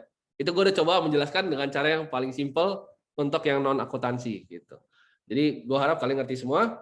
Nah, di sini, nah tapi komponen dalam investasi saham itu nggak semuanya selalu laporan keuangan gitu. Ada komponen-komponen lain yang kita harus mengerti sebenarnya. Nah, ini adalah tadi perubahan kas. Jadi itu adalah total uang yang masuk keluar selama periode berlangsung. Jadi uang lebih masuk atau uang lebih banyak keluar gitu. Nah, cara download laporan keuangan gimana? Ini simple. Ini juga gue nggak tahu kenapa ada slide-nya, tapi ya udah. Cara downloadnya kalian tinggal Google aja IDX LabKeu gitu. Nah, tapi kalau kalian nggak ketemu, kalian bisa cek di berita nih. Di berita biasanya dia keluar yang belum diaudit laporan keuangannya. Jadi kalau belum ada di perusahaan tercatatnya di sini, kalian bisa cek dari di beritanya gitu. Di beritanya bisa dikasih tahu tuh, dia bisa keluar yang belum diaudit. Tapi kalau belum ada dua-duanya, artinya perusahaan belum keluarin laporan keuangannya gitu. Nah, jadi stock screening itu terbagi menjadi apa? Jadi stock screening itu terbagi menjadi 3. Yang pertama adalah economic mode-nya gitu. Yaitu kita harus cari perusahaan yang punya industry leader gitu. Yang kedua adalah kita lihat perusahaan secara fundamental, yaitu dari segi kualitatif dan juga kuantitatifnya. Dan yang terakhir kita melihat perusahaan dari marginal safety-nya. Jadi diskon terhadap intrinsic value dari perusahaan itu berapa gitu. Jadi begitu kita tahu 3 ini, it's easy untuk cari cuan. Ada yang tahu nggak economic mode itu maksudnya apa? Ada yang tahu economic mode maksudnya apa? Bukan yang penggerak ekonomi, bukan. Gini. Sekarang misalnya tadi, gue jualan cimol nih, ya. Gue jualan cimol, lalu cimol gue laku banget nih. Cimol gue laku banget. Semua Gojek datang ke gue nih. Apa yang terjadi? Begitu cimol gue laku banget, Gojek datang ke gue semua, tetangga iri nggak? Tetangga iri nggak? Ikut-ikutan misalnya. Tetangga gue bikin cimol lagi. Gampang nggak bikin cimol? Bikin cimol doang, gampang kan? Tetangga gue bikin, apa yang terjadi? Market share gue kebagi 2. Ya nggak? Market share gue, cimol gue kebagi 2. Omset tadi misalnya 10 juta jadi 5 juta, karena tetangga gue bikin. Ntar tetangga gue bikin lagi, omset gue jadi 3 juta. Gitu. Tetangga gue bikin lagi, jadi 4 juta. Ya. Tapi kayak misalnya sekarang, itu kan cimol. Tapi kalau misalnya Apple, kalian bisa bikin perusahaan untuk nandingin Apple nggak? Bikin iPhone. Banyak nggak yang coba untuk nandingin iPhone? Susah, kenapa? Kenapa? Brandnya kenapa? Brand iPhone. Apple kenapa brandnya? Karena sudah jadi market leader, gitu. Dia udah memiliki economic mode, gitu. Nah, ini yang kalian harus cek sebenarnya, selain laporan keuangan. Jadi kayak BCA, gampang nggak kalian bikin bank kayak BCA gitu, kayak BRI gitu, gampang nggak? Gampang nggak? Bisa nggak kalian bikin perusahaan tambang kayak ITMG untuk ke China gitu? Bisa nggak kalian bikin tolak angin, ya kan? Kayak Sido Muncul gitu. Bisa nggak kalian saing Sido Muncul bikin tolak angin, produk tolak angin gitu? Ya tidak semudah itu. Itu adalah economic mode gitu. Jadi itu kayak benteng, ya. Benteng kayak parit yang membentang luas antara perusahaan dengan kompetitor. Gitu. Jadi gimana caranya kita bisa bikin paritnya nih makin luas dan makin luas. Jadi ini pun yang gue coba bikin pribadi di perusahaan gue Ternak Uang gitu. Gimana gue bikin paritnya tuh makin luas sama kompetitor. Itu adalah economic mode gitu. Yang kedua adalah fundamental. Tadi kita udah belajar kuantitatif kan. Nah, tapi ada yang namanya kualitatif juga. Jadi kita harus tahu manajemen tuh arahnya seperti kemana gitu. Siapa sih yang run manajemen ini gitu. Misalnya, gue invest di Friend. Siapa sih sebenarnya orang-orang di belakang Friend gitu. Invest di Arto. Siapa sih sebenarnya orang-orang di balik Arto itu gitu. Ya. Jadi itu merupakan hal-hal yang kita harus perhatiin. Dari kualitatif, dari manajemennya, dari perusahaan itu sebenarnya kayak gimana sih, dan juga kuantitatif, laporan keuangan dan lain-lain gitu. Nah, dan yang terakhir adalah margin of safety yang di atas 30%. Gitu. Nah, economic mode itu ada apa aja? Ya, economic mode itu adalah keunggulan kompetitif dari suatu perusahaan yang dimiliki oleh perusahaan dari hasil strategi hingga menghasilkan suatu parit yang melindungi perusahaan dari kompetitor. Ada beberapa. Yang pertama adalah intangible asset tadi, branding dan lain-lain. Ada juga yang namanya network effect gitu, di mana perusahaan ini memiliki network effect yang susah gitu untuk direplicate sama perusahaan-perusahaan lain. Dan terakhir, ada juga barrier of entry dan switching cost. Jadi kalau kita pindah ke tempat lain, ada yang namanya switching cost-nya gitu. Ya, that's why kita harus cari perusahaan yang memiliki economic moat yang kuat. Ini nggak harus sih, ini nggak harus di atas 30%. Tapi gue sukanya, kalau gue suka event 100%. Gue suka yang bisa double gitu. Kalau sahamnya nggak bisa double, gue nggak pernah invest gitu. Kenapa? Ngapain gue titip sendal dapat kecil-kecil, ya nggak? Buat apa? Karena style gue investasi, gue selalu concentrated. Kayak kemarin, ada Brandon bilang gue beli ESA gitu. Gue beli ESA, kenapa? Karena gue udah analisa perusahaannya. Gue beli dari harga 270 gitu kan. Kemarin tuh top gainer kan, sampai 360 gitu. Ya. Kalau kalian belinya kayak saham-saham yang lama geraknya gitu, kalian mau untung 2 kali bisa tunggu 8-10 tahun. Kalau gue kemarin ESA gue itu, kalau misalnya ada yang member Ternak Uang di sini bisa mungkin testimoni berapa lama tuh ESA gue naiknya? Naik 30% tuh, ya. Sedangkan kalau misalnya kita invest BCA untuk naik 30% berapa lama? Gitu. Gue naik 30% dalam hitungan minggu dan gue langsung hantam duit gede gitu. Jadi sekali masuk gede. Jadi gue masuk 2 atau 3 saham biasa. 1, 2 atau 3 saham. Jadi gue nggak pernah kayak supermarket tuh sahamnya banyak. Kenapa? Karena menurut gue nggak efektif. Kalau misalnya sahamnya gue diversifikasi, ya.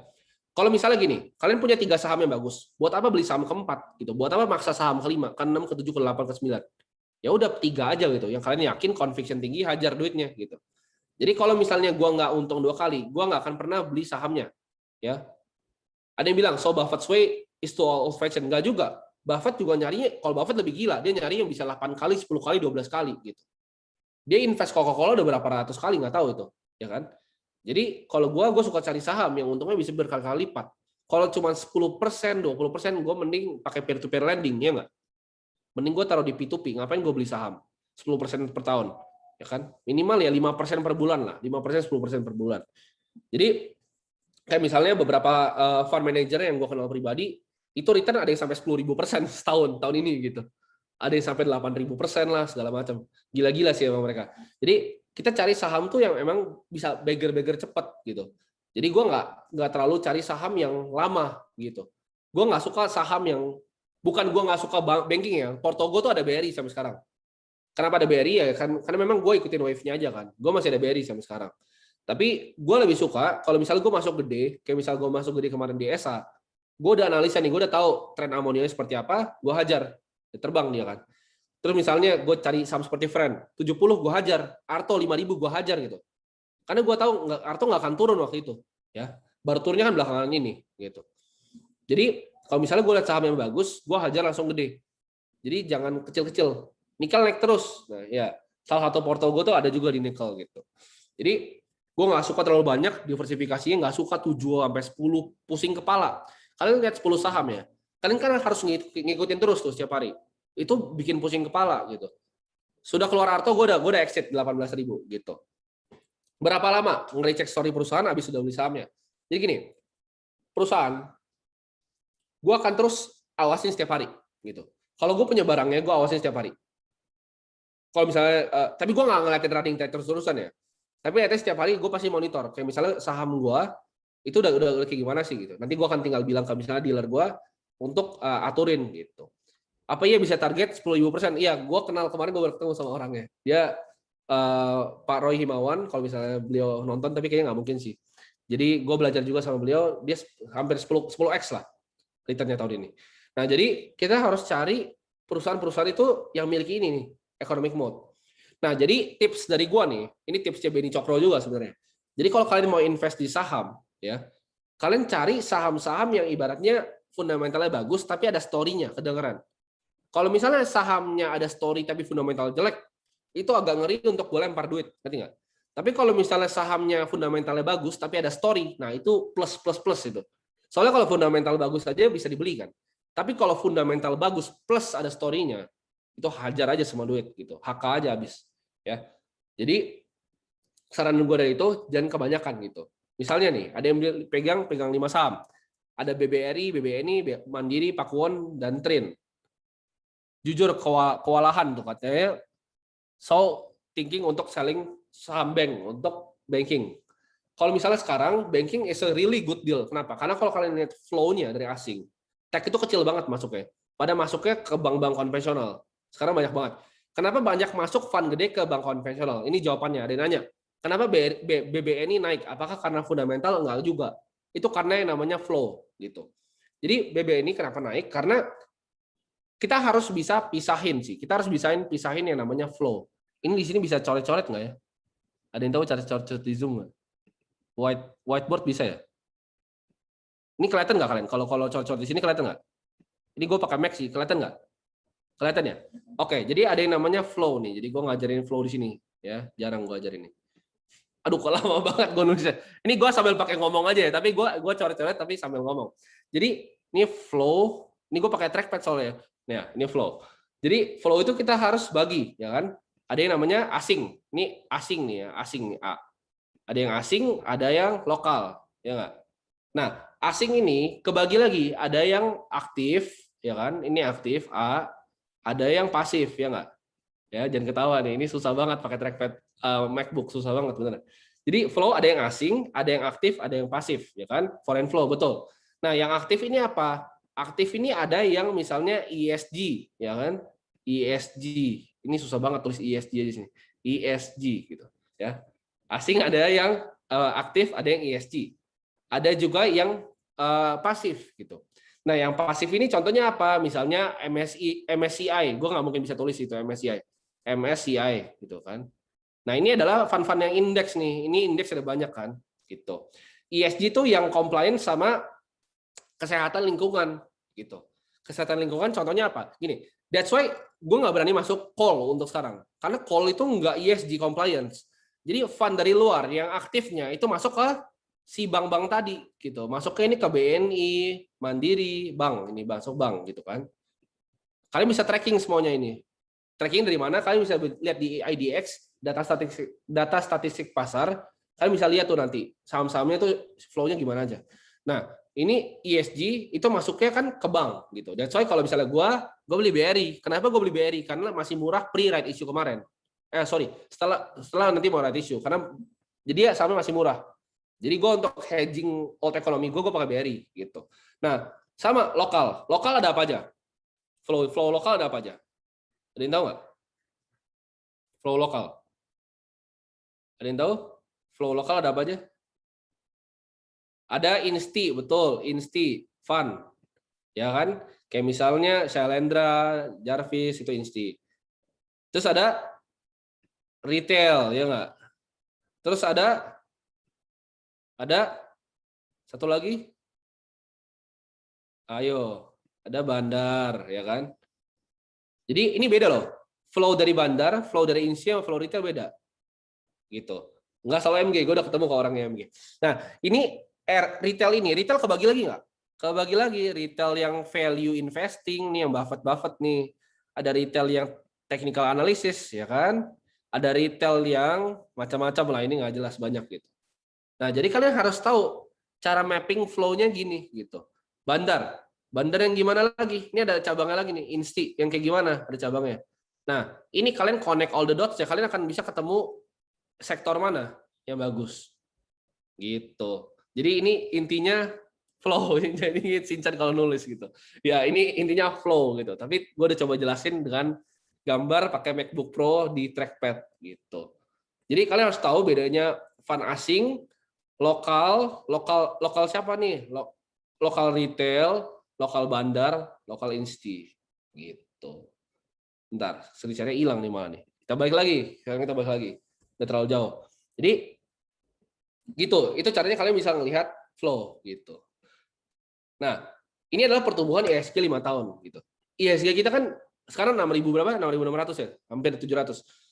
Apakah ke depannya 10 tahun lagi bakal cuma segitu? Enggak juga gitu. IHSG kita pas tahun 2000, orang bilang kemahalan juga gitu. Misalnya dari 200 ke 400 orang bilang IHSG kemahalan. Sekarang juga sama, 6.000 ntar bakal 8.000, bakal 10.000 gitu. Karena Indonesia report dari McKinsey 2040 bakal jadi negara dengan ekonomi keempat terbesar di dunia gitu. Dan gue melihat bahwa investasi di saham di equity market itu sangat menarik gitu. Dan enak banget bikin duit di market gitu. Kayak misalnya sekarang hidup gue tuh benar-benar dari sini doang gitu. Jadi gue bisa punya lifestyle gue kayak sekarang itu cuman karena dari saham sebenarnya. Jadi sebenarnya kalau ditanya bisa hidup dari saham atau enggak, ya jawabannya bisa banget gitu. Nah, ini adalah sectoral rotation. Ini kenapa hilang ya? Kenapa begitu? Bentar. Oh ya, ternyata begitu. Ternyata ada slide-nya canggih. Gue yang nggak ngerti. Nah, jadi bukan trader, gue investor short term lah. Gue investor short term, jadi bukan trader gue. Gue bisa hold misalnya 2 minggu, kalau udah naik, 3 bulan, naik gitu. Gue nggak pernah ada target kayak misalnya 5 tahun, nggak pernah. Yang penting saham gue naik, ya gue jual. Jadi gue nggak pernah punya sama sekali idealisme. Kayak misalnya gue beli friend gitu, 150 ya gue jual gitu. Dia mau naik minggu depannya, gue jual 150, ngapain gue tunggu turun lagi? Masuk akal nggak sih kalian udah turun lagi gitu? Baru naik berapa persen biasanya berjual? Harus 2 kali gue minimal. Gue minimal naik 2 kali lipat, baru gue jual. Target margin berapa? Ya, 2 kali lipat. Gue nggak pernah ngambil saham 25%, 15% buat apa? Mending gue peer-to-peer lending 15% juga dapat gitu. Ya kan? Buat apa gue main saham? Kalau gue mau main saham, gue harus cari at least bigger gitu. 100%, 200% gitu. Kayak misalnya, gue beli Arto gitu, 15.000 sampai berapa? 18.000 gitu. Tapi ada case yang nggak story-nya nggak benar. Kayak gue beli MTech 2.100, gue jual tuh 2.800. Padahal target gue 3.400 tapi nggak kena gitu. Nah, ada yang bilang masuk lagi nggak nih friend? Sabar dulu, nanti akan jalan lagi gitu. Kalau gue masih nunggu dulu friend, belum masuk. Jadi gue masih lihat emiten-emiten lain yang menarik, yang buat gue menarik gitu. Nah, jadi kita harus tahu nih jenis sektor berdasarkan siklus. Ada yang bilang tunggu W2-nya. Kalau gue nggak masuk W2-nya, gue masuk induknya gitu. Kenapa gue masuk induknya? Karena W2-nya isinya retail semua. Jadi pas di 89 kemarin itu dibersihin tuh retailnya. Dibanting terus sampai ke bawah, that's why gue lebih tertarik untuk ini, untuk beli induknya gitu. Nah, jenis sektornya kita lihat berdasarkan siklus, ini adalah ada yang non-defensive sama yang cyclical. Nah, non-defensive stocks ini adalah apa? Ini saham yang tidak terlalu terpengaruh oleh situasi ekonomi.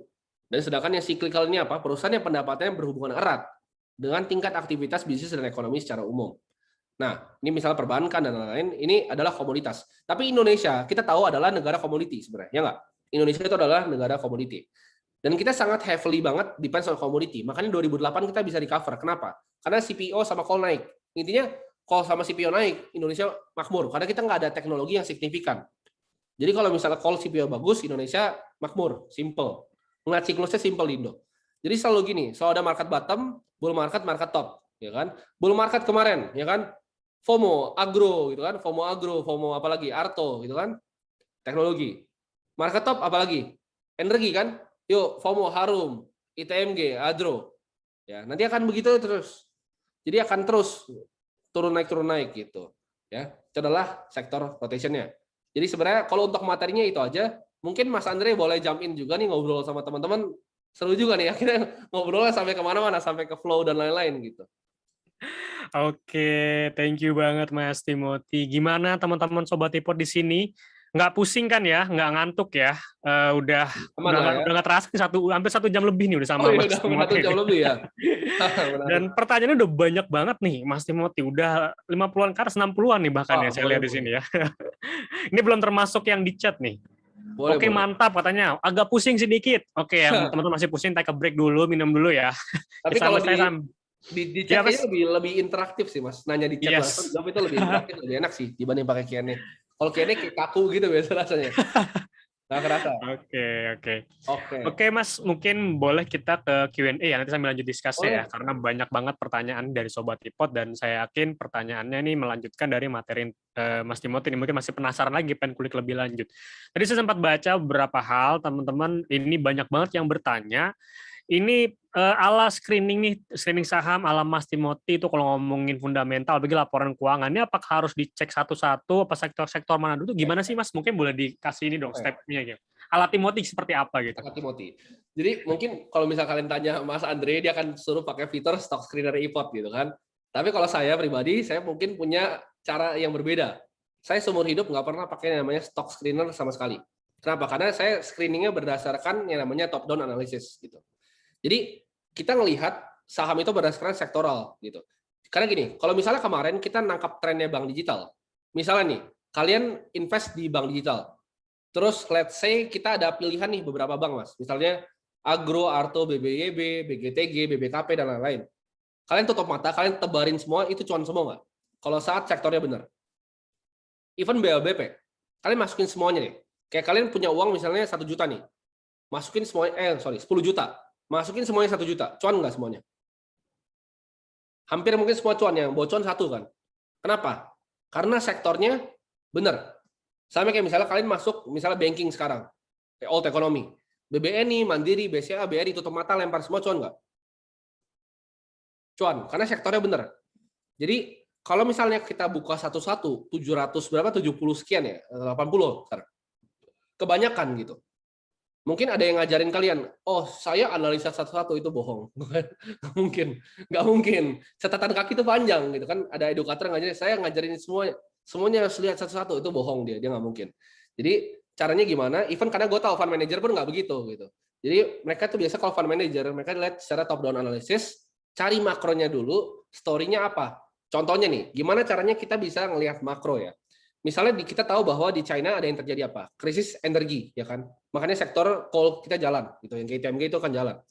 Nah, krisis energi ini nge-trigger apa di US?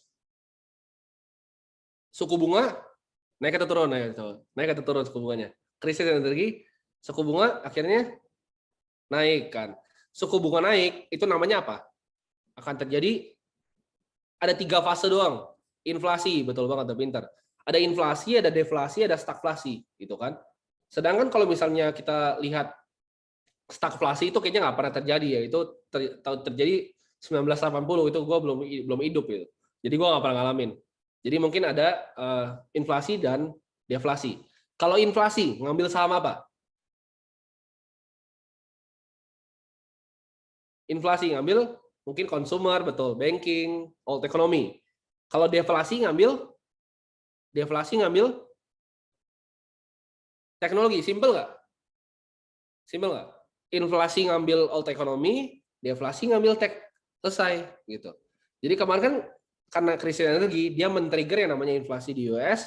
That's why saham-saham teknologi itu pasti turun di Indonesia dan even di US. Gitu, even di China. Jadi sesimpel itu. Inflasi kalian ngambil saham-saham old economy, deflasi ngambil tech. Jadi nggak usah terlalu pusing dulu awal-awalnya. Nah dari sana kalian baru lihat nih kira-kira saham-saham apa sih yang bisa dipilih gitu. Misalnya kalian takut adanya tapering dan lain-lain, kalian bisa ambil. Kalau misalnya mau komoditi apa nih yang kira-kira ESG compliance? Ya misalnya nih salah satu portofolio gue udah harum gitu. Kenapa gue udah harum? Karena gue tetap hold aja itu untuk jangka agak panjang gitu. Untuk nikel. Ini bukan ajakan jual atau beli, tapi ini buat sharing aja ya sama teman-teman biar bisa belajar cara pola pikirnya gimana gitu. Kenapa gue nggak ambil Antam gitu? Karena barangnya kalau kalian lihat itu di corner semua sama Singhan dari China. Jadi kalian bisa pelajarin itu nanti. Kira-kira Singhan itu perusahaan apa? Ada yang bilang kasus Evergreen, bukan, itu Evergrande, bukan Evergreen. Evergreen itu hijau. Jadi di sini kita harus lihat gimana caranya top down analysis gitu. Jadi kira-kira makronya seperti apa dan sektor apa aja sih yang diuntungkan. Nah, begitu kalian udah tahu ibaratnya sektor apa yang diuntungkan, itu akan gampang untuk kalian cari cuan. Kayak misalnya pas Bank Digital lagi hype, gue paling besar di Arto sama Agro kan. Tapi gue lempar semua, gue titip sendal di semua. Baca, BABP, BGTG, BBKP, itu gue lempar semua duit gue, BBYB juga. Nah, terus gue lihat kan, yang mulai jalan benar-benar jalan BBYB, ya gue mulai gedein tuh di BBYB. Terus gue lihat tadi, kan ada flow tadi gue mapping kan. Nah, kalian bisa lihat tuh nanti. Begitu kalian udah mapping flow-nya kayak tadi, kalian akan tahu, misalnya BBYB, kenapa gue akhirnya masuk besar tiba-tiba BBYB. Padahal harganya 800, orang bilang kemahalan tuh BBYB. 800 gue hajar lagi tuh 50% porto gue. Karena gue lihat BBYB itu ada satu fund gede yang masuk. Yang masuk tuh Schroder gitu. Schroder masuk kenapa? Karena mereka nggak punya Arto waktu itu. Jadi mereka FOMO sama Arto kan. Jadi mereka harus cari something untuk gantiin Arto. Jadi mereka gede di BBYB. Ya gue masuk aja yang Intel gitu kan. Jadi kayak kalian nggak harus pinter, tapi follow the smart money gitu. Jadi that's how lu bisa analisa flow. Nah, flow itu jarang sih dibahas di mana-mana gitu. Jadi flow itu senjata gue untuk gue bisa kayak gini. Nah, lihat flow di mana? Kalian bisa lihat sih sebenarnya kayak misalnya kalian ke website IDX, keringkasan pasarnya itu kan ada data statistiknya kan. Ada net buy, net sell segala macam. Itu kalau kalian niat, kalian bisa coding, kalian bikin crawler, kalian tarik tuh. Jadi kalian bisa masukin ke Excel. Nah, dari situ kalian bisa mapping nanti. tiap consumer tuh berapa yang masuk, inflow-nya, finance itu berapa, tech itu berapa, dan lain-lain gitu. Jadi kalian lihat nih fund-fund tuh lagi main sama apa sih dan lain-lain, kalian pelajarin gitu. Tapi kalau makanya gue bilang tadi gue sempat ngobrol sama Mas Andre juga, main saham tuh nggak gampang, gitu. Investasi saham nggak gampang. Ini bukan buat semua orang. Tapi kalau misalnya kalian memang pengen belajar ya boleh. Tapi kalau misalnya kalian nggak bisa ya reksadana nggak masalah sama sekali gitu. Ipot juga ada kan fitur untuk kalian bisa beli reksadana. Jadi tinggal tutup mata aja, biarin yang jago yang kerjain gitu. Jadi kalian titip ke memang profesionalnya yang fund manager gitu. That's how gue bisa screen suatu saham sih sebenarnya, Mas.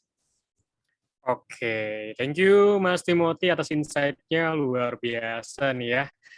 Kita lanjut nih, ini nambah lagi nih pertanyaan nih Mas Timothy ya.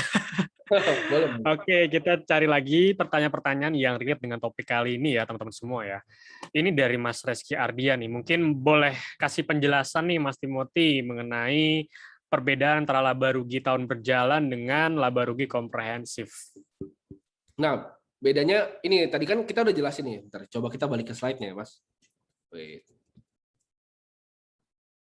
Saya cari dulu slide-nya. Ini udah ke-share belum? Belum ya? Belum, Mas. Belum kelihatan. Sebentar. Nah, bedanya apa? Kalau misalnya laba komprehensif, itu laba bersih dari perusahaan ditambah dengan hal-hal yang nggak berhubungan dengan kegiatan langsung. Jadi ada yang misalnya bukan dari kegiatan langsung perusahaan gitu. Ada kepentingan non pengendali yang tadi gue sebutin, yaitu kepentingan non pengendali. Perusahaan itu kan ada invest ke banyak misalnya anak perusahaan nih. Tapi non pengendali dia nggak punya majority dari share-nya. Jadi mereka kan dapat keuntungan dividen juga, pembagian laba dan lain-lain, itu dimasukin ke situ. That's why kita ambil yang laba periode berjalan aja. Kalau misalnya buat hitung EPS dan lain-lain. Jadi jangan ambil yang ini. Karena ini kebetulan nggak ada nih di sini. Tapi biasanya ada untuk kepentingan non pengendalinya, jadi bagian laba dari anak perusahaan itu bisa ada di sini. Gitu. That's why kalau bisa gua ngitung biasa pakai yang ini. Itu bedanya itu sih. Soalnya biasa pemula memang banyak yang bingung kan ngambilnya dari yang mana kan. Jadi ambilnya dari laba dari periode berjalannya. Gitu. Oke, thanks Mas Timothy, clear ya penjelasannya ya. Kita lanjut nih ke pertanyaan berikutnya. Ini dari Mbak Maya Nurjani di pukul 10.21. Izin bertanya nih, ya, jika kita lihat secara analis laporan keuangan, suatu saham baik namun saham tersebut kurang diminati dan liquid itu bagaimana? Namun ada juga saham yang fundamental di rasio kelihatan minus, namun sahamnya sangat liquid. Gimana nih kalau menurut Mas Timothy menanggapinya?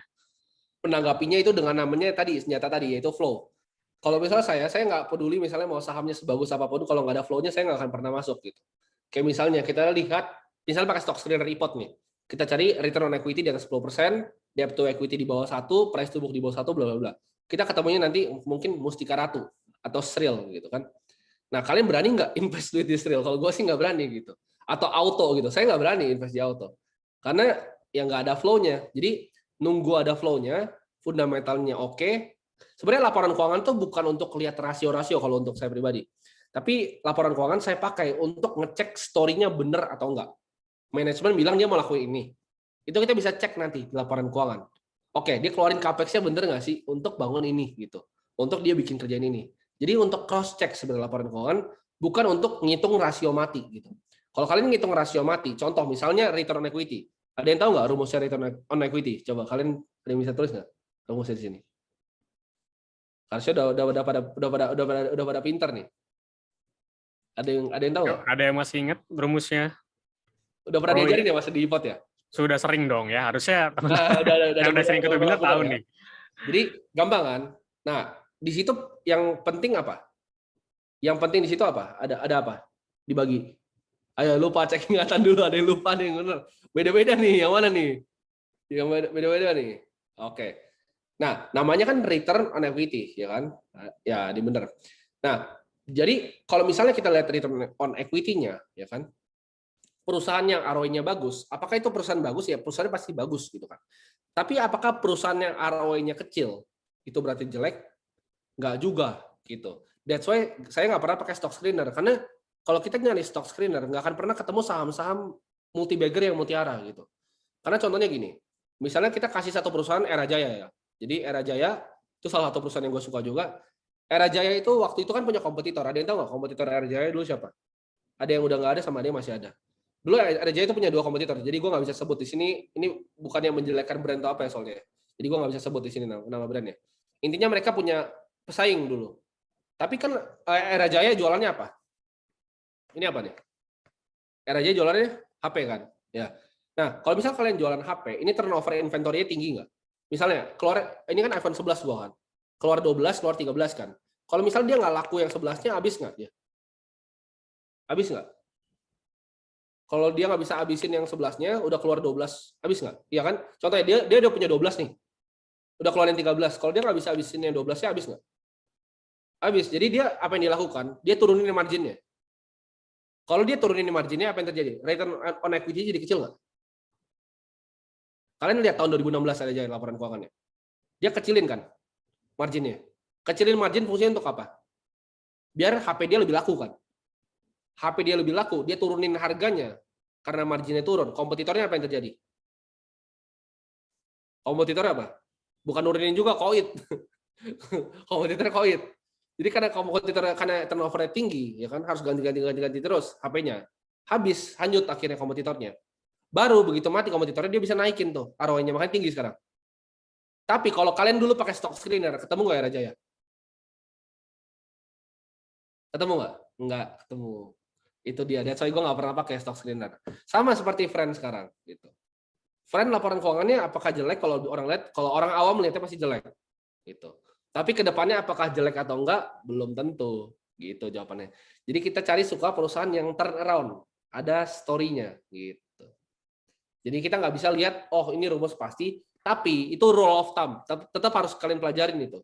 Untuk pemula, masih mulai banget ke market nih, jangan coba-coba. Cari saham-saham yang turnaround itu jangan coba-coba. Yang aman-aman dulu, ROI-nya di atas 10, hutangnya kecil, karena itu kemungkinan errornya lebih kecil. Gitu. Ya, jadi kalian jangan so ide dulu kalau masih mulai di market. Jadi kalian coba dengan saham-saham yang lebih simpel dulu. Betul. Jadi step pertama, cek top down-nya, cek flow-nya, dan cek story-nya di laporan keuangan. Gitu caranya. Oke, sip. Mantap. Thank you banget, Mas Timothy. Nah, buat teman-teman tadi yang Mas Timothy sering banget nyebut flow-flow ya. Di aplikasi Ipot juga ada loh, teman-teman semua ya. Bisa dicek di... juga ada ya? Yes, sudah ada ya untuk di Ipot on Windows. Teman-teman tinggal klik aja top summary menunya ya, atau broker summary. Untuk di Ipot mobile juga ada juga ya, top market dan juga broker summary. Kita lengkap kok teman-teman semua ya. Di HP udah ada, Mas? Yes, sudah ada juga untuk melihat flow nih, arah aliran kemana aja. Oke, kita beralih ya ke pertanyaan berikutnya ya, Mas Timothy ya. Ini ada pertanyaan dari Muhammad Rusdianto, pukul 10.23. Apakah setiap perusahaan itu laporan keuangannya udah pasti sama atau enggak? Atau mungkin punya format yang berbeda-beda setiap sektornya? Mungkin boleh jelaskan nih, Mas. Ini pertanyaan bagus. Sebenarnya bukan setiap sektor ya, setiap perusahaan tuh kadang beda. Gitu. Nggak, maksudnya formatnya sama, asal udah balance sheet duluan, income statement, cash flow, sama ada footnote, catatan kaki. Tapi dia format penulisannya baik dari jumlah angkanya. Nah, saya paling malas tuh kalau buka laporan keuangan yang pakai USD tuh. Aduh, itu kesel tuh rasanya itu. Jadi banyak beda-beda, formatnya beda-beda. Ada yang pakai dalam jutaan rupiah, ada yang dalam ribuan rupiah, ada yang tulisan angka exactnya, beda-beda. Formatnya itu suka-suka mereka. Tapi ada format standar yang dibuat sama Bursa Efek Indonesia. Jadi kalian kalau bisa baca satu harus bisa baca semua. Cuman kadang beda aja, ada yang bikin sakit mata tuh. Kadang ada yang spacing-nya gede banget, saya juga nggak ngerti itu kenapa bikinnya gitu. Bikin sakit mata dia. Kayak misalkan buka laporan keuangannya kayak Sumarekon gitu kan dia agak bikin spacing-nya jauh-jauh gitu. Ya beda-beda lah, formattingnya beda-beda pasti. Pertanyaan bagus. Oke, thank you yang udah bertanya, good question nih. Nah, tentunya nambah insight buat teman-teman semuanya. Kita lanjut nih ke pertanyaan berikutnya ya.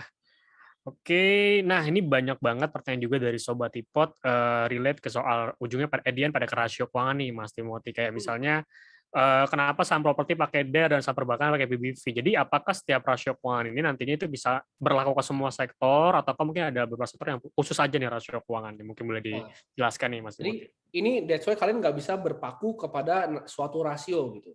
Karena kalau misalnya mungkin banking kalian bisa misalnya pakai price to book gitu. Kenapa? Karena dia kan kalian nggak mungkin cek dia by utang kan, karena dia utang semua gitu, isinya utang semua. Sedangkan misalnya perusahaan-perusahaan lain, kayak misalnya perusahaan tambang gitu, kita mau valuasi, kita nggak bisa valuasi dia pakai price to book value, ya kan, kayak TMG tadi. Kita harus pakai namanya misalnya EV per EBITDA, gitu. Sama kayak misalnya kalian mau valuasi Bukalapak kalian nggak bisa value pakai price to book value, gitu. Kalian pakai transaction TPV-nya. transaction processing value-nya. Jadi setiap perusahaan itu akan pakai matriks yang berbeda. Jadi rasio itu bukan sebenarnya mentah-mentah kalian telan, kalian jadiin benchmark untuk evaluasi. Nggak bisa seperti itu. Tapi kalian harus cari pelajarin setiap sektornya gitu. Jadi kalau mau belajar lebih lanjut boleh ke ternak uang. Boleh banget. Kita juga sering sama iPod kok di sana. Kita kalau ada market review segala macam sama iPod juga di ternak uang. Bener banget. Oke, thank you Mas Timothy. Kita lanjut ya ke pertanyaan berikutnya. Ini ada pertanyaan menarik nih dari Mas Reza Muhammad ya. Kenapa ada perusahaan pada laporan laba ruginya untung, tapi cash flow-nya ada minusnya? Menurut Mas Timothy gimana nih menanggapinya? Nah, itu pasti itu depends ya. Biasanya memang ada yang kayak gitu. Jadi ada yang bisa rugi di dia punya laporan laba ruginya, tapi di misalnya di cash flow operatingnya dia ada yang profit gitu. Itu memang beda-beda. Jadi pencatatan itu nggak sama, nggak melulu misalnya laporan laba rugi itu untung, cash flow-nya untung dan sebaliknya gitu. Itu berbeda sih. Gitu. Tergantung bisnisnya juga apa. Kalau misalnya dijelasin satu-satu terlalu panjang itu per bisnisnya. Tapi itu beda-beda memang. Oke, depends ya memang ya Mas Timothy ya. Tergantung sama case masing-masing perusahaan. Kita lanjut nih ke pertanyaan berikutnya. Ada pertanyaan menarik juga. Ini langsung 2 pertanyaan nih dari Mas Gaiska, Bapak atau Ibu Gaiska Petotama pukul 11.04. Halo Mas Timothy, saya mau bertanya nih ya terkait dengan qualitative analysis dan kuantitatif ya. Jadi pertanyaan pertama ini terkaitannya sama qualitative analysis. Apakah Mas punya cara tersendiri dalam menganalisa manajemen perusahaan dan bagaimana standar minimum manajemen yang baik dari pengalaman Mas Timothy? Kemudian pertanyaan yang kedua, ini kaitannya sama kuantitatif ya, mengenai laporan keuangan. Apakah catatan kaki itu penting, Mas Timothy? Dan bagaimana cara mempelajari catatan kaki yang baik menurut Mas? Karena saya sendiri cukup kewalahan katanya nih, ketika membaca catatan kaki, ketika langsung mencobanya. Silakan dijawab, Mas. Oke, kalau catatan kaki itu lebih ke mungkin kalian jam terbang sering buka laporan keuangan ya. Sebenarnya kayak terkait dengan tadi. Terkait dengan misalnya kenapa bisa berbeda gitu. Contohnya misalnya biar gampang banget jelasinnya ya. Karena kalau gue jelasin pakai Netflix deh biar gampang. Kalau kalian tahu semua Netflix kan. Misalnya kalian invest di perusahaan Netflix, kalian mau analisa laporan keuangannya Netflix. Bisnis modelnya apa? Subscription kan. Tapi kalian bisa subscribe ke depan kan. Bisa mungkin paketnya berapa sih Netflix? Gue lupa. Ada yang tahu nggak paketnya? Bisa setahun kan kalau nggak salah ya Netflix. Ada mungkin 6 bulan, ada setahun, ada yang sebulan, ya kan? Jadi pencatatan di perusahaan itu seperti ini. Ada 2. Ada yang namanya pencatatan cash basis, ada yang namanya accrual. Nah, jadi kalau misalnya dia jual nih 1 tahun ke depan, itu akan tercatat di laporan laba ruginya sebagai cash basis. Sedangkan kan dia nggak cuma di bulan 1 tuh. Dia akan subscribernya terhitung membernya bulan 1, bulan 2, bulan 3 sampai dia setahun ke depan. Nah, jadi mungkin cash basisnya gede, tapi accrualnya begini, pelan-pelan naiknya. Jadi that's why itu bisa berbeda. Nah, sama, misalnya kita baca catatan kaki nih, kita baca footnote. Itu kita harus memang udah sering analisa perusahaannya, analisa sektornya, dan kita benar-benar mengerti gitu. Kira-kira, oh, ini tuh ditarik. Jadi gini, kan kalau kalian lihat laporan laba rugi misalnya, ada profitnya kan. Itu ada biasa di sebelahnya tuh ada tulisannya tuh, ada tulisan halamannya. Itu halaman catatan kakinya gitu. Itu breakdown dari misalnya revenue-nya, misalnya ICBP, kalian buka. Kalian cari ICBP, kan ada omsetnya tuh. Kalian lihat sampingnya tuh ada halamannya kan. Halamannya kalian tarik ke bawah, ya. Itu dia akan keluarin kayak misalnya tabel penjualannya gitu. ICBP itu jualannya apa sih gitu. Jualannya ada dari pendapatan dari Indomie misalnya. Ada pendapatan dari lain ya dan pendapatan dia yang macam-macam gitu. Itu kan di list semua secara detail. Jadi fungsinya catatan kaki itu untuk lihat detailnya apa sih. Simpelnya gitu. Tapi kalau untuk cara bacanya itu sebenarnya tinggal dibaca aja. Tapi memang kalau untuk awal-awal rada susah mengerti nggak apa-apa. Itu butuh jam terbang. Jadi pelajaran berbagai macam sektor, pelajaran berbagai macam perusahaan. Nanti kalian akan tahu sendiri. Formatnya tuh kira-kira sama. Jadi kalian cek dari tadi laporan keuangannya, kalian lihat sebelahnya tuh ada tandanya, kalian cari halamannya di bawah gitu. Oke, kemudian pertanyaan satunya lagi tadi Mas terkait dengan manajemen nih, pandangan dari sisi kualitatif. Menurut Mas Timothy gimana ngelihat manajemen perusahaan yang baik? Oke, kalau manajemen perusahaan yang baik, even kalau bisa ketemu itu lebih baik gitu. Jadi ngobrol langsung sama manajemennya, benar-benar tahu arahan perusahaan itu kira-kira mau dibawa kemana, itu akan lebih baik sebenarnya. Karena kalau misalnya kita cuma lihat dari public expose dan lain-lain dari yang public available information, itu agak sedikit susah gitu. Jadi kalau apa yang gue suka lakuin, gue suka tanya-tanya Ivan. Contohnya paling simpel nih, ya. Ada yang tanya cara kenal orang dalam gimana? Ini nggak perlu orang dalam sebenarnya. Tapi sesimpel misalnya gini, kita mau analisa saham properti misalnya gitu. Misalnya kita comparable analysis antara BSD sama Semua Rekon. Kalian coba sekali-sekali datang ke marketing galerinya misalnya Semua Rekon. Kalian tanya aja salesnya. Oh iya project ini misalnya dia baru launching Carson kemarin. Laku nggak sih gitu projectnya? Apa jangan-jangan salesnya semua udah ngopi-ngopi santai karena udah sold out semua gitu. Nah kalian bisa lihat dari situ gitu loh. Jadi kalian harus cari edge-nya di market, informasi tambahan gitu. Sedangkan misalnya BSD, oh ini dia nggak laku. Misalnya Amsutra nih, oh dia punya apartemen tuh yang baru nggak laku-laku loh sampai sekarang gitu. Padahal udah mau serah terima tapi nggak laku-laku gitu. Jadi hal-hal kayak gitu yang kalian bisa pakai jadi senjata kalian gitu. Jadi kalau manajemen, kayak misalnya gue ketemu Bang Jago, kenapa? Karena gue lihat Pak Jerry Eng waktu itu. Pak Jerry Eng itu sepak terjangnya salah satu banker yang paling ditakuti di Indonesia. Dan beliau waktu itu dari bikin BTPN jadi sampai ada Genius, ya kan? Dari Genius mulai sama Northstar untuk bikin Bang Jago gitu. Which is udah di research dari tahun 2013 gitu. Jadi Bang Jago tuh nggak tiba-tiba ada. Itu mereka udah keliling berbagai macam dari Brazil, dari China segala macam untuk cari formulanya apa sih yang bikin digital bank itu bagus. Lalu mereka launching Jago. Gue lihat orang di belakang manajemennya Pak Jerry yang bikin BTPN jadi Genius, ya why not invest gitu. Itu butuh pengalaman sih untuk benar-benar tahu manajemennya seperti apa, butuh pengalaman. Oke, thank you Mas Timothy atas jawabannya. Keren banget ya, semoga menjawab nih pertanyaan dari Sobat Ipot. Kita lanjut ya, ini ada pertanyaan menarik lagi nih Mas Timothy, yang sering banget tanyanya sama Sobat Ipot, para investor pemula juga dari Mas Gilang, Wijayangkara pukul 11.12. Dalam membaca laporan keuangan, itu betternya per tahun atau per kuartal aja nih? Menurut Mas Timothy gimana? Silakan jawab Mas. Oke, kalau misalnya laporan keuangan ya pasti harus dibuka per kuartal sebenarnya. Jadi karena kan kita follow gitu kan, kita follow. Jangan kan laporan keuangan, story-nya kalian harus follow. Misalnya nih, kayak friend mau spectrum sharing sama Excel, tapi kan nggak jadi-jadi itu. Harus di-follow tuh, kapan jadinya, gitu misalnya, dan lain-lain. Jadi kalian harus follow terus perusahaan, apalagi laporan keuangan keluar ya harus dibaca langsung. Jadi jangan tunggu setahun. Gitu. Jadi buka per kuartal sampai laporan tahunannya nanti buka semua. Gitu. Dicek terus. Oke, thank you Mas Timothy. Kita lari lagi nih ke pertanyaan berikutnya ya. Ini ternyata masih banyak Sobat Ipot yang bertanya. Tadi Mas Timothy nyebut berapa kali story dari perusahaan. Nah ini masih yang ada yang bingung ternyata Mas. Story dari perusahaan itu maksudnya apa? Dan kita nyarinya di kayak gimana sih? Gimana kita bisa cari perusahaan yang memiliki story ya? Itu sebenarnya agak susah pertanyaannya. Jadi gimana cara bisa ketemu story? Satu, banyakin teman di market. Banyak dengar aja gitu kupingnya. Kayaknya ini ada apa sih? Ini ada apa sih gitu. Alfamart tuh ada apa sih nanti sama Aladin gitu. Kayak misalnya Arto tuh ntar mau jadi apa sih gitu. Kalian harus banyak dengar dan banyakin koneksi di market, ikutin webinarnya Ipot juga bisa gitu. Dapat insight-insight yang baru gitu. Banyak ngobrol sama orang-orang sekuritas, orang-orang aset management. Nanti kalian akan bisa piece the puzzle together karena gini. Tahu story is a thing, tapi tahu cara analisa story-nya itu a different kind of thing gitu. Jadi kalian harus bisa connecting the dots. Kayak main puzzle gitu. Oke, ini story kayak gini. Terus kita cek laporan keuangan. Bener nggak sih kayak gini? Tanya lagi nih sama orang-orang. Bener nggak sih story-nya ini bakal jadi ini gitu. Ternyata laporan keuangannya, oh kayaknya kagak deh gitu. Jadi harus di-follow terus gitu. That's how lu bisa piece the story together kayak main puzzle jadinya. Gitu. Oke, thank you Mas. Kita lari nih pertanyaan berikutnya. Ada banyak juga yang bertanya seperti ini. Ada beberapa saham nih yang secara laporan keuangan mungkin cukup oke, cukup bagus, tapi kok harga sahamnya turun mulu. Menurut Mas Timothy pandangannya gimana nih buat saham-saham kayak gini? Itu berarti lagi dibuang barang. Jadi saham yang mahal emang murah untuk menurut gua. Saham yang mahal itu adalah yang ketika gue beli malah turun, itu sahamnya mahal berarti. Kalau saham murah itu yang gue beli terus naik. Jadi gue bukan based on sebenarnya valuasi gimana, yang penting sahamnya yang gue beli itu cuan, yang penting naik.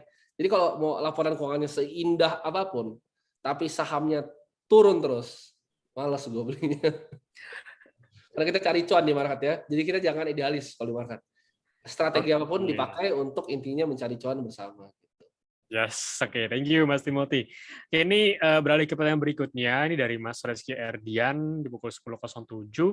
Mohon penjelasannya mengenai bagian equity ya di laporan keuangan, di mana terdapat bagian modal ditempatkan dan disetor, tambahan modal disetor, dicadangkan, dan tidak dicadangkan. Itu maksudnya apa ya? Mungkin boleh di-share nih, Mas Timothy. Jadi kalau misalnya fungsinya kita bukan raca, itu untuk tahu sebenarnya modalnya itu dari mana, gitu.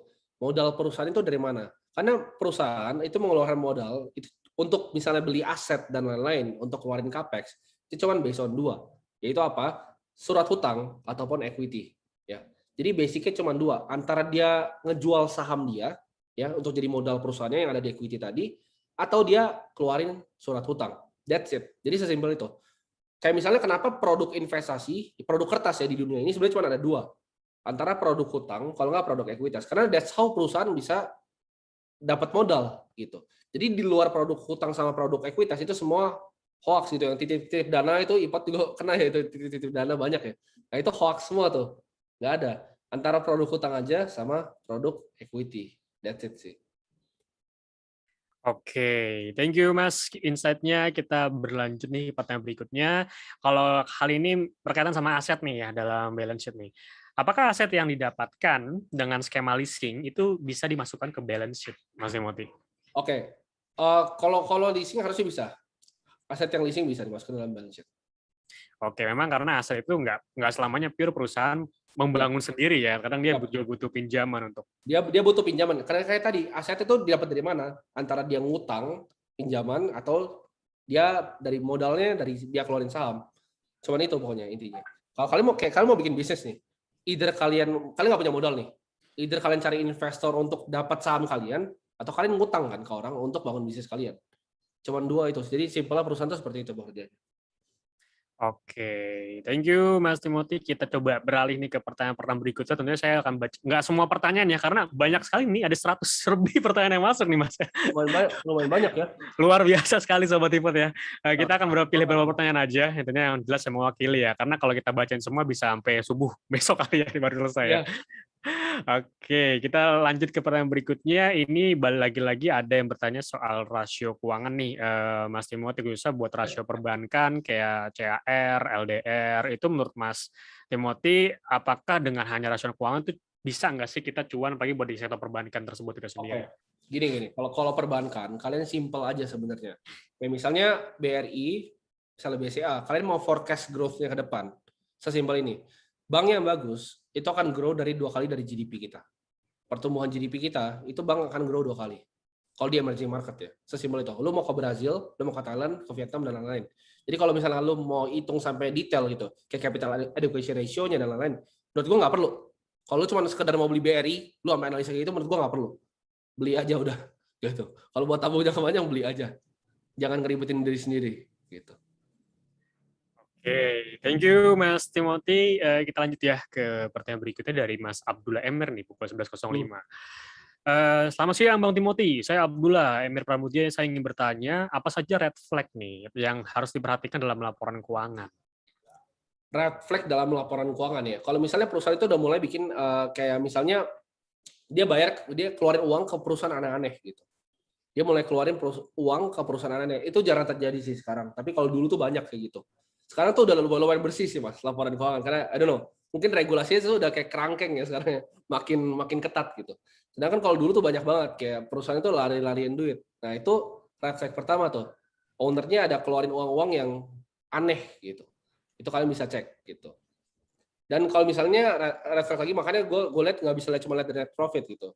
Perusahaan kalau misalnya dia gede duitnya itu dari penjualan aset juga gue kurang suka untuk beli biasanya. Gitu. Tapi tergantung sih, balik lagi tergantung asetnya apa. Tapi kalau biasa dia cuma bagus gitu karena dia penjualan aset, gue kurang suka.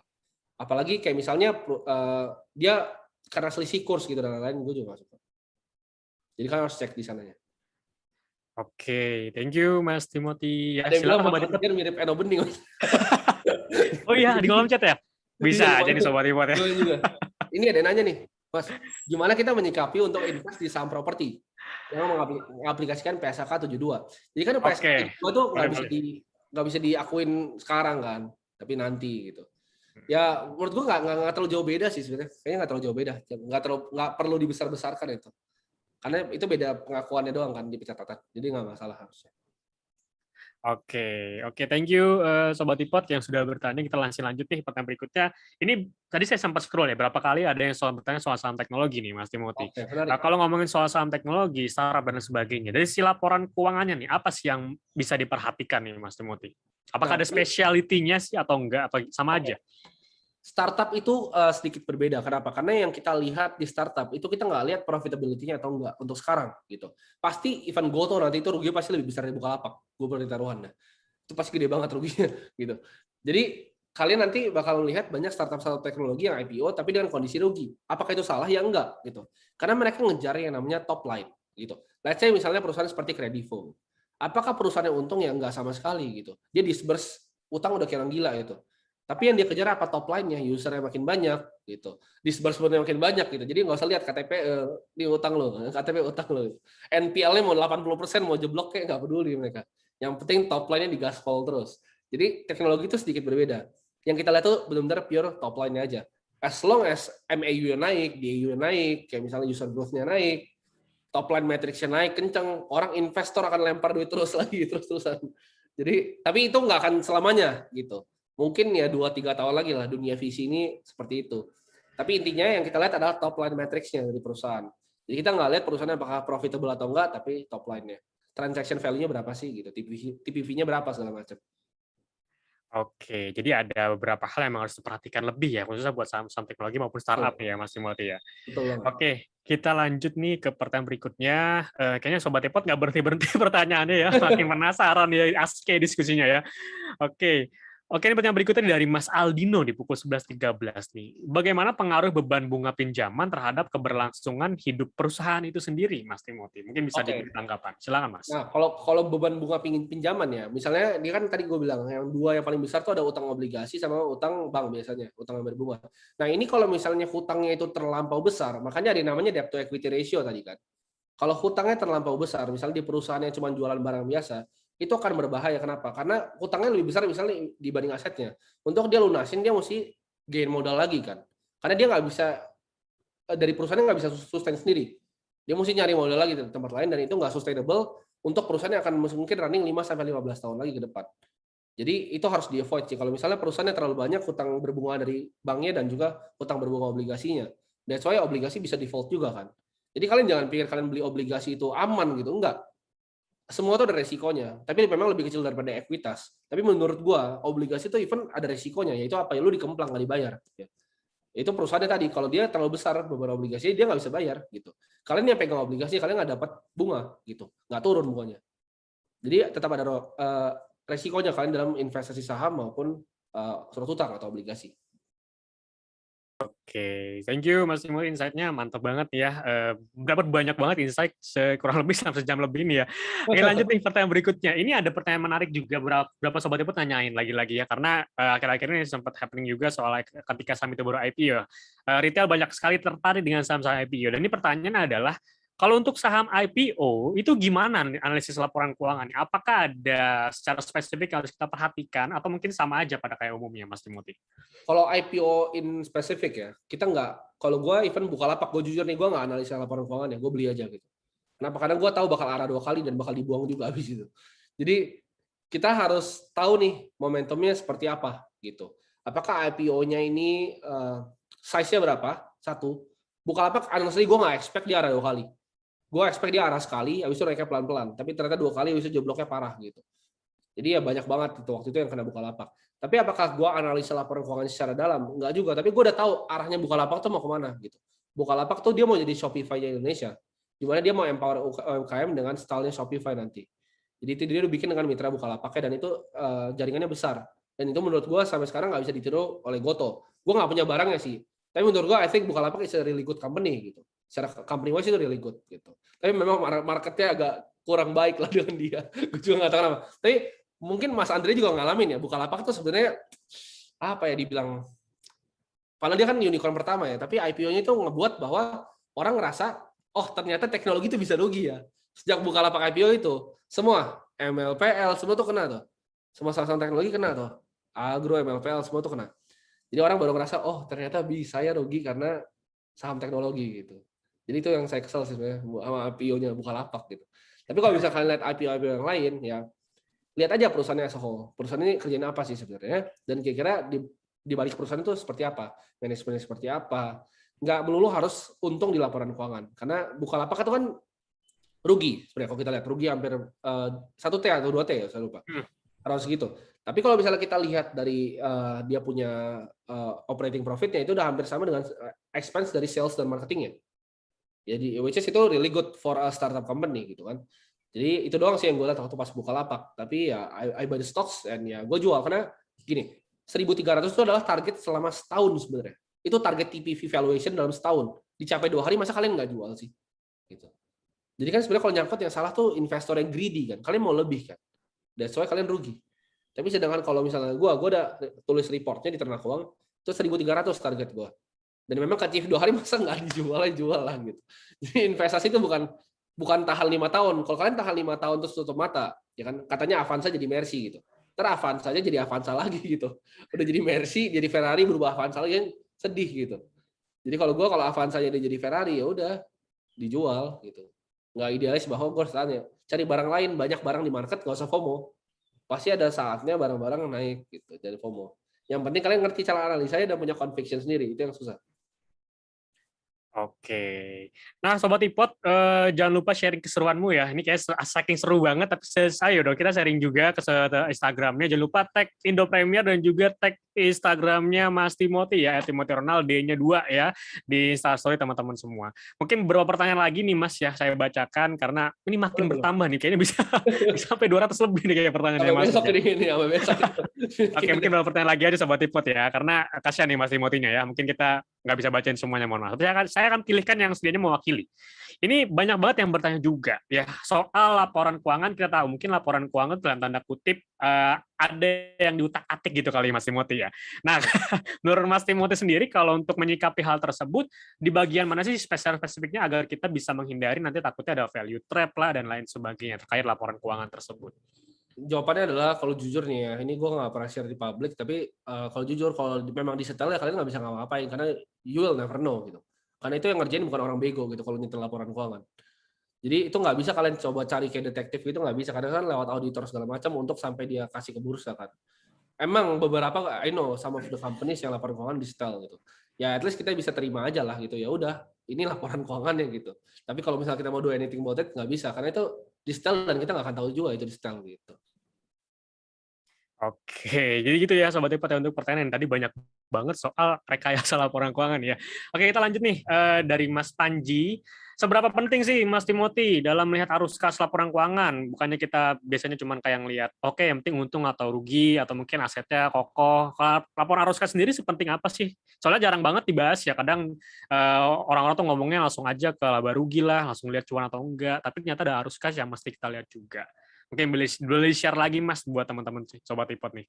Mungkin nggak di-share karena mereka nggak ngerti. Tapi kalau laporan arus kas tuh penting banget karena kita nggak tahu dia aktivitas investasinya kemana gitu. Gue nggak tahu capex-nya dipakai apa aja. Yang itu paling penting sih. Gue paling suka lihat cash flow investingnya. Kalau operating kan ya itu aja kan. Yang gue suka lihat gue pendanaannya kemana sama investingnya. Dia ngapain perusahaannya. Kalau lu nggak lihat arus kasnya, lu nggak tahu perusahaannya itu beli ekspansi kemana. Basically itu lu ngeliat arah ekspansi ke depan perusahaannya. Dia investasi kemana sih gitu. Nah kayak misalnya contoh ya, kalau laba rugi ya yang lucu, kalian pada tahu mungkin saham bola ya. Saham bola pada denger nggak? Bola. Ada yang pernah tahu nggak saham bola Bali United? Itu keren banget loh sahamnya. Kalian lihat operating profitnya minus berapa? Operating profitnya minus berapa itu saham? Ada bilang social commerce dan lain. Iya itu Bali United bola. Operating profitnya dia bisa cek nggak laporan keuangannya? Minus berapa? Karena emang sekarang pertanyaan ada yang nonton bola lagi pandemi kan sedikit kan? Operating profitnya kecil kan? Tapi kalian lihat ya di bawah ada other income-nya. Itu 100 kayak kalau gue nggak salah 113 M. Operating profitnya minus 30 M, tapi other income-nya 113 M. Tahu nggak dari mana itu? Itu dari saham. Emang hebat banget soalnya punya itu. Jadi dia bikin hedge fund sebenarnya itu bola hedge fund. Jadi banyak perusahaan-perusahaan kayak gitu, jadi kalian bisa pelajarin lah, banyak yang menarik gitu. Oke, jadi memang laporan arus kas sebenarnya itu penting banget ya, karena ibaratnya kayak aliran darah di dalam manusia ya, tahu nih kan ngalirnya kemana aja nih uangnya. Kita tahu dia cuan kemana, dia rugi kenapa ya dari arus kas. Nah buat detailnya lagi, teman-teman bisa ke catatan kaki. Ya, itu lebih detail lagi nanti ada di mana. Jadi gitu ya, ternyata banyak sekali yang kita bisa eksplor laporan keuangan, Sobat Ipot. Memang mungkin butuh jam terbang ya, karena harus sabar. Ya nggak bisa secara instan dapat simpulan, oh gini oke. Emang harus sabar ya Mas Timothy ya, butuh jam terbang juga. Betul, soalnya gini ya, misalnya kalian tanya pertanyaan terlalu teknis ya. Kalau bahasa teknis lagi itu agak susah, kayak tadi misalnya. Ditanya apa bedanya gitu kan, laporan laba rugi. Kalau gue langsung sebut misalnya akrual gitu, mungkin kalian nggak tahu akrual itu apa, jadi mesti dijelasin misalnya pakai Netflix dan lain-lain. Memang gini Mas, soalnya finance tuh agak kompleks kan. Contohnya, kalau pemula itu dibilang obligasi gitu kan. Tapi kalau misalnya bank nih nawarin produk ke kalian, mau deh, kalian ngutangin gue yuk buat gue ngutangin ke orang lain. Kalian nggak bakal mau kan? Tapi kalau ditawarin, gue ada deposito nih, kalau keren bahasa deposito. Pemerintah juga sama. Mau nggak utangin gue buat bangun infrastruktur? Kalian pasti ngapain pemerintah utang ke gue? Mau nggak beli obligasi pemerintah? Bahasanya di twist-twist tuh. Jadi memang finance tuh harus dibumikan biar lebih accessible untuk pemula gitu sih Mas. Oke, jadi memang itu ya Sobat Ipot ya. Tapi nggak apa-apa, hadirnya Mas Timothy di sini tentu ngasih pencerahan buat teman-teman semua tentang gimana cara at least membaca laporan keuangan yang secara simpel aja, ya biar teman-teman nggak makin pusing lagi ya. Oke, mungkin 1-2 pertanyaan lagi nggak apa-apa ya Mas Timothy ya? Boleh banget. Karena Sobat Ipot ini appreciate banget, saya sangat appreciate banget, luar biasa semangatnya pagi hari ini, terus-terusan pengen belajar nih biar makin cuan portfolionya. Nah ini ada yang bertanya soal terkait net profit nih Mas Timothy. Kalau misalnya ketika kita sudah punya saham, ya ada net profitnya dia minus, apakah dari satu faktor tersebut kita pantas untuk di hold, atau mungkin ada faktor lain yang bisa mempengaruhi kita, atau mungkin ada prospek lain yang bisa berkembang dari sebuah saham tersebut? Pertanyaannya, kenapa dia minus gitu? Kenapa dia bisa sampai minus? Itu pertanyaan dulu. Kalau misalnya dia minus karena memang dia lagi ekspansi, kenapa enggak? Gitu. Kayak kita bisa lihat perusahaan teknologi itu pasti rata-rata minus. Kenapa? Karena dia lagi sedang ekspansi. Ekspansi untuk ngejar apa? Untuk ngejar top line. Jadi gue coba simpulkan secara sederhana ya. Kenapa misalnya orang ngejar user banget gitu? Mereka akan bayar uang untuk ngejar user. Kenapa? Karena gini, kalau user kalian udah banyak, let's say ajaib nih, usernya udah 1 juta. Untuk monetize itu akan lebih gampang, kalian akan bisa ngitung, lu bisa cuanin berapa dari 1 user. Gitu. Jadi game plan itu ke depan, panjang ke depan. Jadi kita kalau agak sedikit beda ya, kalau misalnya kita tanya perusahaan consumer gitu. Kalau itu minus, kabur gua. Consumer minus, gua kabur gitu. Nggak mau. Tapi kalau teknologi minus, nggak masalah. Atau telco yang lagi ekspansi minus, nggak masalah. Harus tahu dulu sektornya seperti apa. Kalau misalnya banking minus, ngeri juga tuh kan. Tapi kalau digital bank nggak apa-apa minus. Gitu. Kita harus tahu konteksnya gimana. Oke, terima kasih banyak Mas Timothy. Kayaknya pertanyaan tadi sekaligus penutup ya sesi webinar hari ini, karena mengingat udah nggak terasa loh, Mas, ini udah hampir 2 jam nih kita sama Sobat Ipot nih ya. Saking antusiasnya Sobat Ipot. Thank you banget udah nyempetin waktunya, tapi jangan kemana-mana dulu teman-teman, karena saya akan ngasih beberapa info yang sangat menarik nih buat teman-teman semua ya, selain door prize ya. Mungkin bisa digeser nih slide-nya Mas Admin. Oke, kita ada door prize dulu yang pertama nih buat teman-teman semua yang mengikuti webinar ini, semuanya punya kesempatan yang sama. Bakal dapat merchant dari Ipot, official merchant dari kita loh ya. Caranya gampang banget. Teman-teman tinggal lakukan aja transaksi saham ya pada periode 18 sampai 22 Oktober 2021 dan di-upload bukti transaksinya, di-capture ya, di-capture, di screenshot, lalu di-upload di link yang tampil di layar sebagai berikut ya, bit.ly/transaksi Timothy ya. Teman-teman silakan transaksi besok di hari Senin ya, dan upload di link tersebut, nanti akan mendapat merchant menarik. Dan juga teman-teman bisa kunjungi booth kita di cmsc.id ya, di acara Bursa Efek Indonesia, CMSC yang terbesar pada tahun ini, silahkan kunjungi dan dapatkan door prize menarik juga di situ. Dan teman-teman, di sini juga sudah ada polling, kami bersediaan untuk mengisi polling tersebut terlebih dahulu guna evaluasi kami untuk melihat nih respon dari teman-teman semua, apakah teman-teman puas dengan webinar ini dan bisa menjadi evaluasi agar ke depan kami dapat terus menyajikan konten yang lebih baik lagi. Nah, sambil menunggu teman-teman ngisi polling nih, mungkin boleh dari Mas Timothy kasih closing statement, konklusi dari sesi webinar yang luar biasa yang dihadiri hampir 2.000 peserta di pagi hari ini. Silakan nih. Jadi kalau saran dari saya, kalian jangan terlalu fokus sama returnnya atau cuannya. Kayak tadi ngomong beggar itu gampang. Tapi yang susah adalah kita tingkatin skill kita sebagai investor. Jadi edukasi itu penting banget. Kayak misalnya dihadirin sama Ipot itu senang banget saya dari sini juga. Kenapa? Karena ini misi pribadi saya Mas untuk mencetak 10 juta investor baru di Indonesia. Jadi saya pengen Indonesia itu bisa jadi negara kayak Malaysia, kayak Vietnam, Thailand, di mana jumlah investor itu lebih banyak. Dan pasar modal kita tentunya pasti lebih ramai lagi. Jadi buat teman-teman, jangan gampang nyerah juga di saham gitu. Jangan baru rugi dikit udah langsung nyerah gitu. Tapi kita harus fokus kepada tujuan kita, tujuan finansialnya itu apa, kenapa kita mulai di saham gitu. Jadi jangan nyerah dan jangan lupa belajar terus-menerus. Tingkatin skill kita menjadi seorang investor. Dan jangan lupa kata ternak uang. Kalau mau belajar Oke, siap. Mantap banget nih, Mas Timothy. Thank you ya, Mas Timothy udah Ya. hadir di meluangkan waktunya di weekend ini, pagi hari ya. Pagi hari udah sharing banyak soal laporan keuangan. Udah daging banget nih, Wagyu A5 kali ya. Diibaratin daging ya pagi hari ini ya. Thank you buat Sobat Ipot yang udah hadir juga. Saya mau info lagi, minggu depan ada webinar yang gak kalah menarik. Kalau mungkin di minggu ini kita bahas fundamental nih ya. Tadi udah sharing banyak banget dari laporan keuangan, bahkan sampai ke top down analysis tadi sempat sedikit ya diulas sama Mas Timothy ya. Di minggu depan kita bakal bahas teknikal sama Ko Michael Yeo. Pasti udah pada tahu dong ya. Michael ya? Oh. Yes, kita bakal bahas teknikal ya. Kita akan bahas multi time frame analysis. Cocok buat teman-teman ya, mungkin selama ini kalau belajar teknikal tuh pasti banyak nanya, Mas pakai time frame yang mana? Saya pakai daily, weekly, pakai minutely, pasti sering banget ya. Mas Timothy mungkin pernah ngerasain kali ya, banyak nanya kayak gitu ya.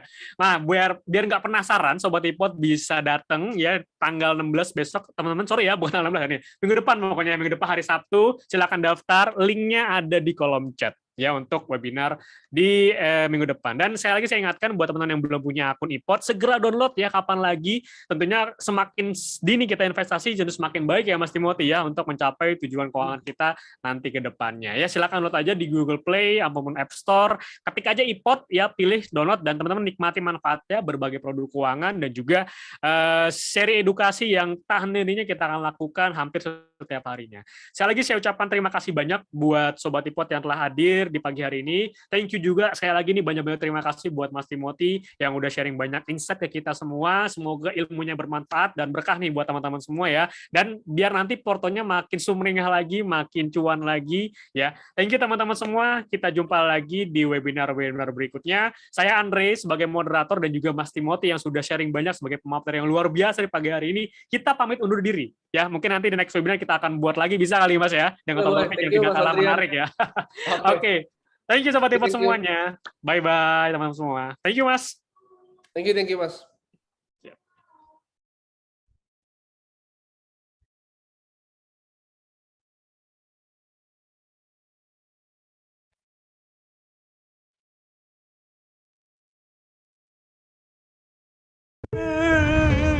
Pengen rumah baru, nikah, jalan-jalan. Gak bisa keluar rumah? Ambil HP, mulai investasi saham. Download Ipot, buka rekeningnya full online. Yang masih newbie, diajarin sampai jago. Mau beli, jual, cek hasil, semuanya gampang. Nah, sekarang mimpinya udah mulai kelihatan kan? Biar nggak repot.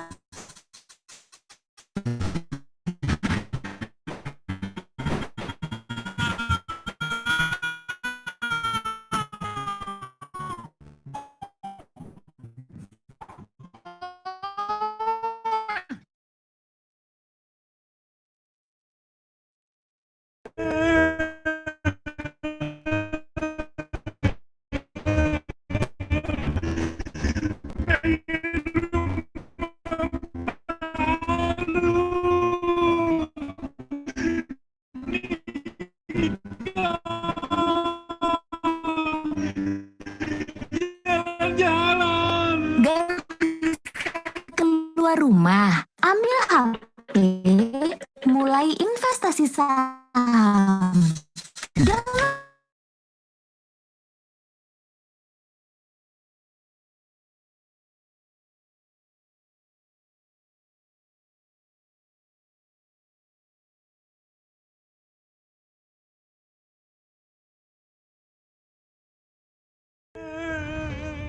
Pengen rumah baru, nikah, jalan-jalan. Gak bisa keluar rumah? Ambil HP, mulai investasi saham. Download Ipot, buka rekeningnya full online. Yang masih newbie, diajarin sampai jago. Mau beli, jual, cek hasil, semuanya gampang. Nah, sekarang mimpinya udah mulai kelihatan kan? Biar nggak repot, pakai Ipot.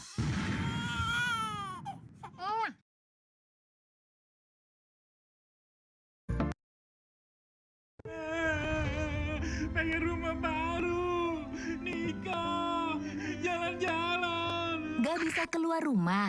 Ambil HP, mulai investasi saham. Download iPod, buka rekeningnya full online. Yang masih newbie, diajarin sampai jago. Mau beli, jual, cek hasil, semuanya gampang. Nah, sekarang mimpinya udah mulai kelihatan kan? Biar nggak repot, pakai iPod.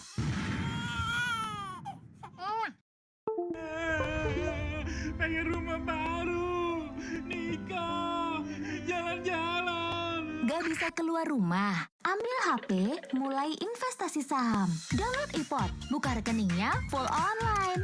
Yang masih newbie, diajarin sampai jago. Mau beli, jual, cek hasil, semuanya gampang. Nah, sekarang mimpinya udah mulai kelihatan kan? Biar nggak repot, pakai iPod.